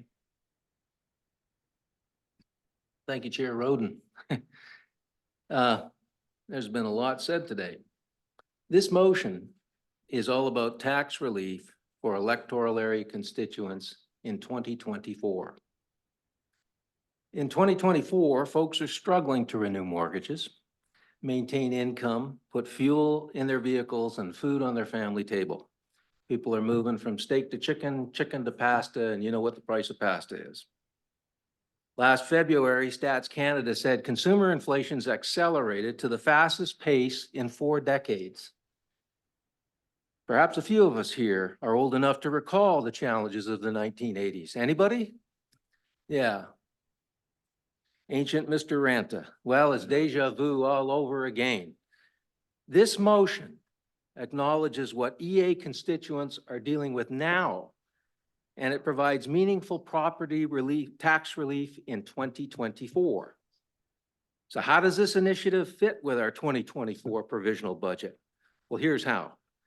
This is the first TNRD budget that this board has administered from start to finish. We own it. Together with staff, we've accomplished a lot since our election. We provided direction to staff early in our mandate, and staff responded with a deep dive SWOT analysis, a coherent provisional budget, and a comprehensive 5-year plan. Now we have a financial framework that increases financial visibility to help us make better decisions for our constituents. The function of any board, whether it's public or private, is to accept, alter, or rescind the recommendations of staff. Our job is to consider those recommendations against our strategic plan and within the economic conditions of our province and our tax-paying constituents. This board approved the December provisional budget to get us operating in January, February, and March 2024. Directors have had an opportunity to probe the budget over this period, as I have, and propose amendments in time for the March final budget. This motion does not alter staff's 2024 budget, nor the strategic objectives of the 5-year capital plan. Not $1. This motion identifies significant operating reserve balances in the final year of the 5-year plan, the final year of the 5-year plan, to apply a portion of these unallocated funds to property tax relief in 2024. Staff repeatedly remind directors, particularly EA directors, that the regional district cannot repurpose reserves accumulated in one area for another. We can't turn development service reserves into fire trucks, or utility reserves into community halls, or even library reserves into wine. The province tells us we can't do that. So why development services and why $575,000? Our new tax by service sheets help constituents and directors understand where their property tax dollars are going. When we compare the different areas, City of Kamloops, electoral area, we see that there are similarities in services and there are dissimilarities. There's differences in how they're funded and what services are extended. We see that some services like library, this is the City of Kamloops, number 1, library. General government services, or film commission down here are universally shared with your EA directors. We all participate in those areas. If we were looking to share, those are the areas we would go. Well, why didn't I go there? Why didn't I go to library and ask, can we take some money out of library? Do we have enough money in library? Do we have enough money in general? No, we've had a debate for a year about those areas. It's just not a place to go. I would have loved to have found a universal pot of money that we could go to, but I couldn't. So I consulted with Director Laird, a former City of Merritt mayor and long-term counselor. And we looked at the different areas, and in this particular case, development service is sitting with a $2.7 million reserve, 2.7 million. And it's funded, as the sheet shows, through development services. And who funds development services at the TNRD? Does the City of Kamloops fund it? No. Do small municipalities fund it? No. Development services is funded by the 12 electoral areas. When we talk about the City of Kamloops contributing $250,000, that's $250,000 towards $2.7 million budget. When we talk about municipalities participating, it's on a nominal fee contract basis. The reason we chose development services was because it's underwritten and funded by EAs. And if you want to talk about fairness, I'd be all over it if you could find a surplus budget or a fair calculation that would include both small municipalities, large municipalities, and EA. But this is about tax relief for EAs. We only have one budget. We only have one budget as electoral areas. The mayors across the way and city councilors, you've got 2 budgets. And what share is the TNRD of the overall taxpayer of, say, the City of Kamloops? 6%. It's marginal. Even if we gave you tax release, even if we found that pot, we would be able to give you your share of 6% for the taxpayer. But for the EAs, it's 100%. So right now, our EAs, if this provisional budget goes through in the next month, are going to see tax increases of 12% on the backs of tax increases of 10, 12, 11, even 14%. That's why we're making this motion for 2024. We need to send these people, and we need to recognize their struggles, and we need to send them the life jacket today, not next year, not deferring until the surplus reserve policy is considered, but to do it today. And this is a modest amount coming out of a service that we fund as EAs. This morning, Councillor Bass chaired a finance committee meeting. And I asked our chief financial officer, how much money are we making on our $40 million? It's somewhere between 40 and 45 million. Right now, MFA financing is, you can invest in MFA at 5%. That's $2 million a year. In the next 3 months, we're going to earn the amount of money that I'm looking for tax relief for EA people. Or we're going to wait for what? These are our constituents. These are the people that are struggling. These are the people that sent us here. So give EA people the 575. You know what? We'll see how much money we make this year. Is it $2 million on 5%? That's 4 times the amount we're looking for. And I didn't say, hey, Director we're trying Grenier, to. just, I think that you're straying somewhat from the point of the notice of motion now and starting to bring in other facts and figures which others aren't familiar with. I'll quickly summarize. You all have in your rate sheet what the rates are. The city of Kamloops pays 77 cents per $100,000. 77 cents per 100,000. Municipalities, they pay $1.20 per 100,000. And what does the EAs pay? On the one side, we pay $7.99.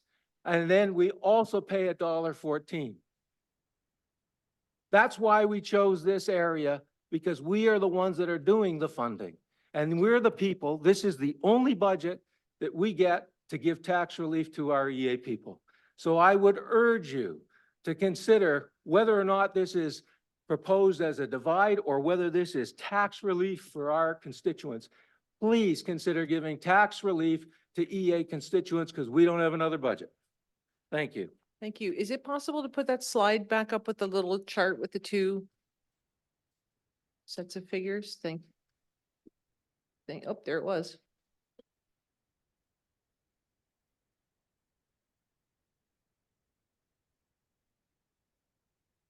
Thank you, Justin.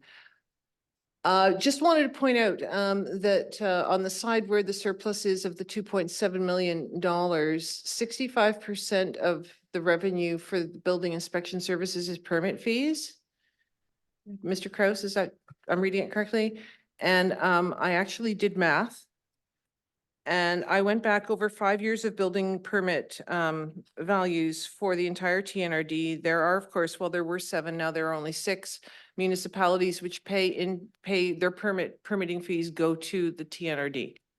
So that is Ashcroft, Cache Creek, Clinton, Chase, Logan Lake, Clearwater. It was Lytton, it was Sun Peaks back in the day before they incorporated. So of the building permit fees that come into the TNRD in a given year, 22 to 25% of that comes from now 6 municipalities. So some of the money which Director Grenier is proposing go to give tax relief to EA residents is coming from permits that are issued in 6 of our small municipalities. The other thing I will just mention is that financial struggles do not know any boundaries.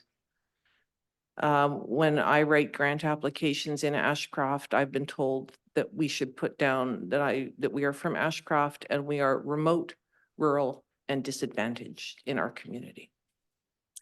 So I have several people here who wish to speak. Directors Sarai, Hamer, Jackson, Thorpe, Stamer, and Sow. Director Sarai, over to you, sir. Thank you, Madam Chair. And I'd just like to start off, and I think I share the feeling I have today is I feel divisiveness in this room, and it's very uncomfortable. And I felt it here a couple of months ago when we had a First Nations presenting, and I felt really uncomfortable then. And that's not what I envisioned when I got elected and got appointed this prestigious chair at TNRD.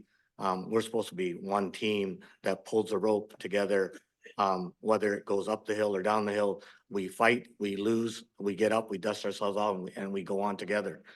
When I look at and hear remarks about representing your taxpayers and you want them to feel that they're heard, I feel the same way for mine. And when I look at what the city puts into this TNRD fund, whether it's 7 cents or 72 cents or $7, we still put some money into TNRD. And so when I go back to my taxpayers and say, we helped relief on an area director TNRD with your money that you fund. Not only are you paying taxes there, but you're also supplementing TNRD as well. But we didn't think of you. We thought of our area director residents, and I don't work that way. Everybody's got to be the same. So if you want to respectfully represent your area residents by lowering their taxes, then if we as a city council have to go back to our taxpayers and make that money up or withhold it, then what is the next step? Do we start charging user group fees for people that don't live in Kamloops? So your residents are gonna pay for the pools and the ice rinks that we help maintain and run and staff and build? I don't think that's fair. That's not the way we do things here in Kamloops. So I respectfully think that we should wait till the budget comes out and see where the savings are, see where the money is, see where that savings is gonna go and the surpluses are. Then we can go and come back and say, hey, guess what? There's some formula here that's even for everybody, not just the group that you're talking about. And that's just something I can't support this because it seems you're pitting us against you. And that's not what this board's about, in my opinion. Thank you very much. Director Hamer Jackson. Yeah, I think that what we got to do here is we got to look at the TNRD as a whole, us as directors as a whole. And I can see your compassion for your area and all that stuff, but I just think we really got to look at it as a whole, like all the directors look at it as a whole. And I understand the steak, the chicken and chicken to craft dinner thing and all that stuff. I understand that. But you know, just down the road from you, in the city of Kamloops, we have over 300 people on the streets with no craft dinner and some with no food. And you know, maybe you should come with me at 4 o'clock in the morning and walk the streets because I do that. And you know what? I think I would really appreciate if you did, because then you could see the scope of, you know, not only the city council, but the whole TNRD. So, you know, that's all I got to say.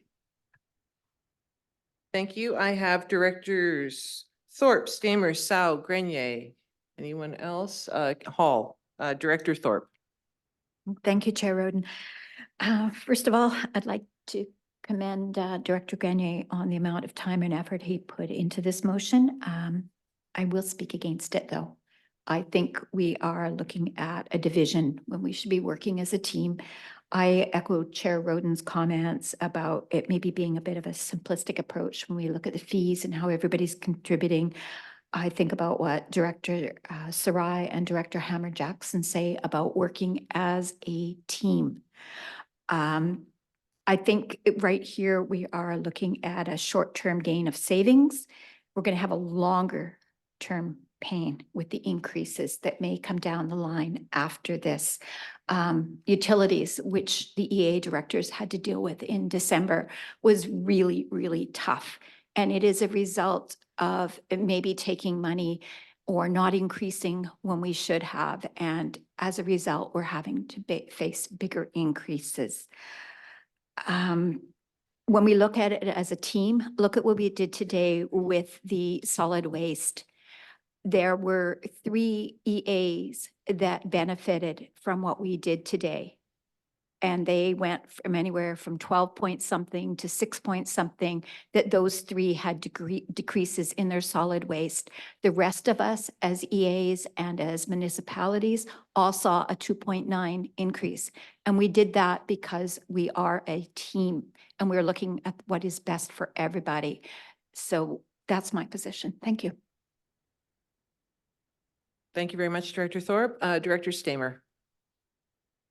Yes, thank you very much, Madam Chair. Yeah, I agree with some of the points that Director Grenier has made. And I appreciate the amount of work as everyone has said on this file. But again, it's very difficult for us to have this conversation with a reserve or a, you know, a service that has been contributed by everyone. You didn't mention the fact that before we were incorporated, barrier put into the building inspector as well. So I think we're a little bit ahead of the game, and I appreciate what Director Sarai has mentioned, is that let's work our way through this budget. Let's see if we can find additional cost savings. Looking at the 5-year plan, Development Services is planning to go down in their reserves. So I think if we have a proper finance committee surplus and reserve policy with staff helping us draft that up, I think we're going to be that much further ahead in 2025 and going forward when we look at some of these discrepancies and maybe having a bit more flexibility in our plan. Otherwise, I think it's like you said, I think it's going to be very divisive the way we're going right now. Thank you, Director Stamer. Director Sal. Thank you, Madam Chair. Director Grenier, I just, I put my hand up to speak because I want to make sure I explain myself to you before I vote, as I'm not in that room. Normally I would have told you this, in person during the break. I agree with the need to give taxpayer back their overtaxations in the form of year-on-year expanding surpluses. But I think the issue here is we need to be applying any broad benefits for residents as a TNRD as a whole. I think, if we move forward with this, we would make it very difficult for municipal directors to go back to their communities and explain why, only EAs got this benefit and how come, you municipal director didn't fight for us for the same thing. I don't want them to ever put me in the same situation where, I cannot go back to my communities and explain to people why, municipal directors took this chunk and whatnot. So I can't, fairly, do something to them similarly. I'm also a bit uncomfortable as a EA director to speak against, something like this motion, which, is benefiting EAs. But I hope, any residents watching that, it's not a matter of fighting just for Area A. The TNRD is not, it's not a rubber stamp for Area A to give, benefits to. It's a body of 27 directors and their communities. And lastly, I just want to say too, I'm a bit concerned with the beginning of talks about pullbacks on TNRD services from members, ranging from libraries to now, development services. If we continue to look at just pure numbers, how much I'm paying in and how much exactly what I'm getting back, or how much somebody else is paying in and what am I getting? I just fear that we're starting to go down that slope or analyzing everything purely by the numbers for ourselves. And yeah, I hope, and I agree with the other directors. Yeah, I think waiting for this policy reserve surplus policy would be a bit better way to approach it. Thank you. Thank you very much, Director Sal. I have Directors Grenier, Hall, and Eustater, and then unless anyone has anything new and material to add, we will call the question. Director Grenier. Thank you, Chair. And thank you, directors, for making your points. I want to address this idea as you raised, Director Sarai. I didn't craft this document just for EAs. I looked to find funding that included everybody. When you look at this sheet, you can see that on one side of the equation, there's 2.7 million reserve fund. On the other side, there's zero. If you said, oh, we're going to erase that, we're just going to send it all the way up to development services. All right. And everybody participates at the level that they fund. The math that I've done says that the 575,000, instead of just going among the EA directors, would go 18% to the city of Kamloops, 103,000. It goes 7% to all the other municipalities, 38,000. And the EA would get 432,000 because that is the rates that we pay into development services. Forget for a fact where the reserve is. That would be the breakdown if you followed the numbers on these sheets. You participate, City of Kamloops, at 77 cents per 100,000.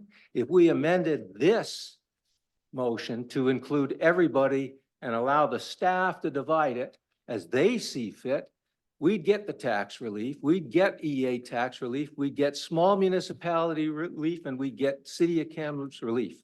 This is about giving relief in 2024 to our constituents. And if you would allow that to go forward, then we would all share, as you've indicated, Director Sarai. You wouldn't have this division that you're concerned about, but this motion was about tax relief in 2024 to people who need tax relief. So if you want me to make that amendment, divide 575, follow the dollars that have been funded, I'd be delighted with that. Director Hall and then Director Newstater.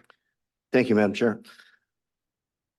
Boy, the word divisive has been thrown around here like a basketball at a basketball game. But Mike, I respect the fact that you put a lot of time and effort and staff hours into this, but I've done some research as well and talked to a lot of people with regards to this notice of motion. And the general consensus is utilizing reserve funds to reduce taxation is not a sound accounting principle.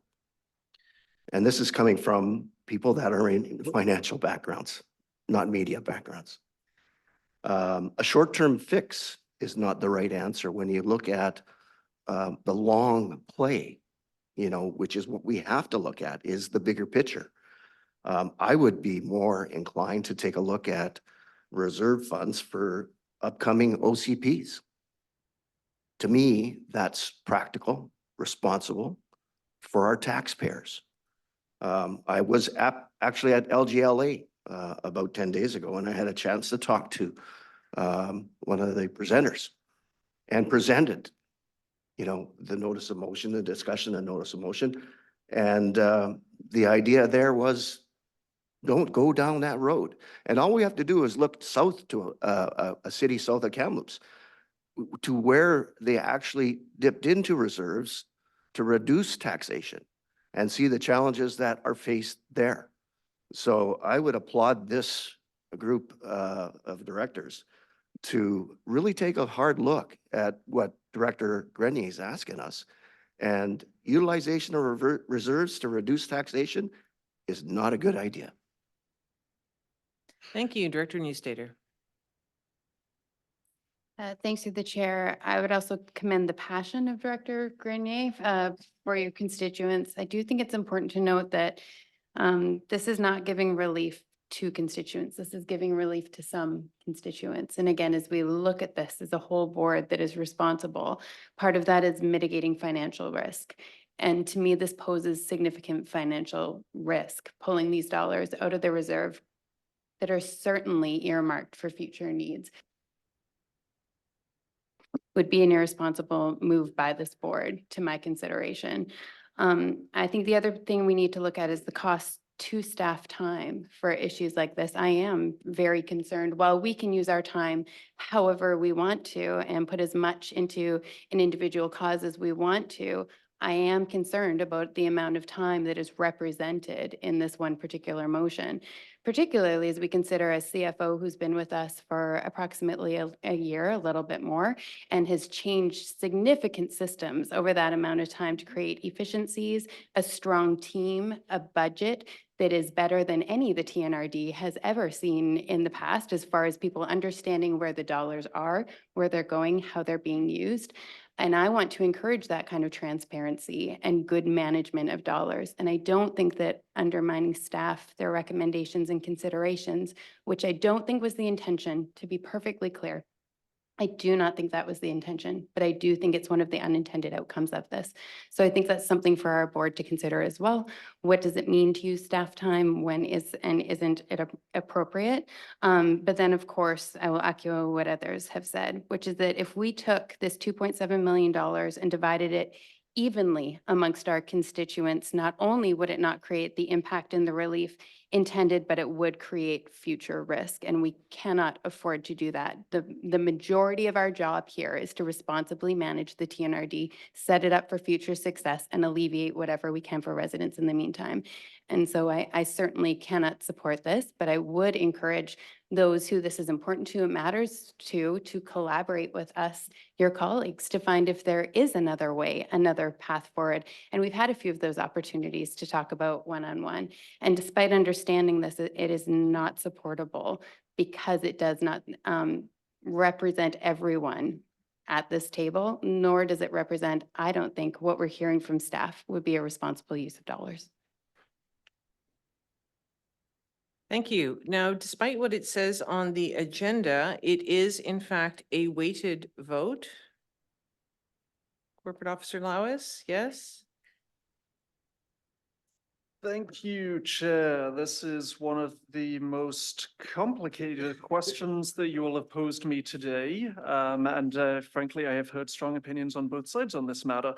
As special rule, weighted voting on financial matters under section 210 notes that on all resolutions referred to in subsection 2, each director is present is entitled to vote and has the number of votes assigned.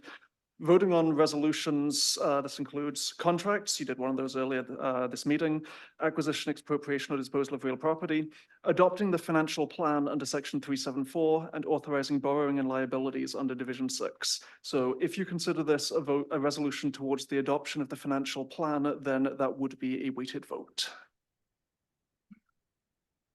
All right, so I am going to call the question. I will ask for votes in favor first, and if you could please raise your hand and keep it raised until such time as I believe Justin is the lucky person who is counting the votes.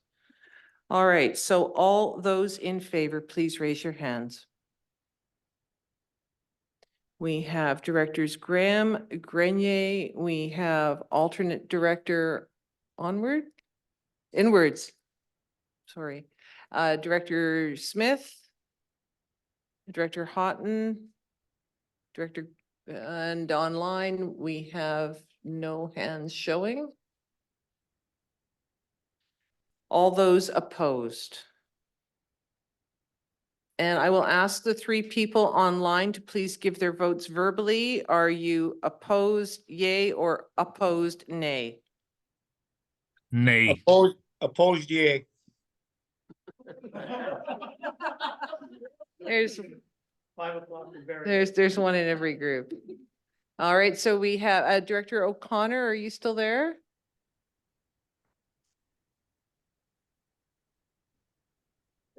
Yes, Director O'Connor, have we had your verbal vote yet?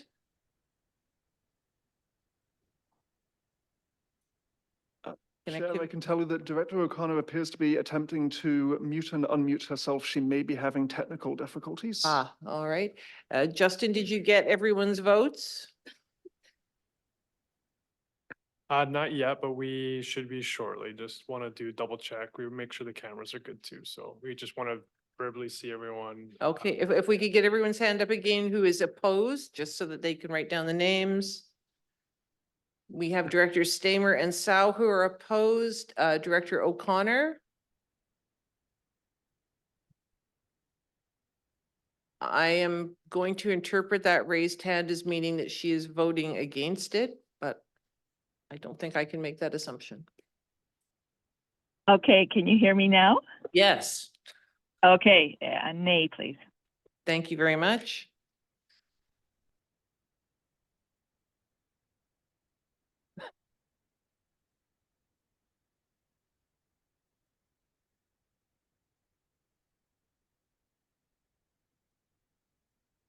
Hands getting.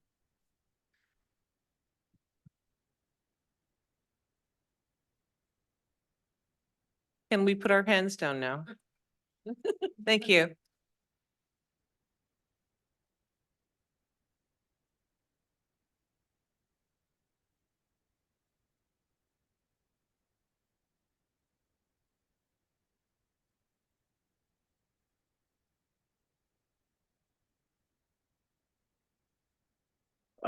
Chair, there was a fairly substantial show of hands, which has probably indicated to you already that the motion was opposed. I can tell you on the weighted vote, out of 56 votes, there were 6 votes in favor and 50 against. Thank you. We move on to question period. Are there any questions from the gallery or online?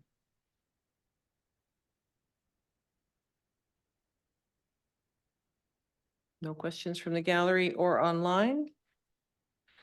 We have need to move into a closed meeting in accordance with Community Charter Sections 90.1 C, Labor Relations or Other Employee Relations, and E, the acquisition, disposition, or expropriation of land or improvements.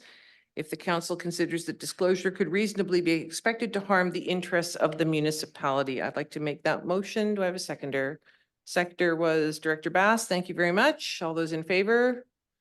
Opposed, if any, that is carried. We'll have a 5-minute recess so the people who are online can get signed up for the closed meeting. Yes, please send us the new link.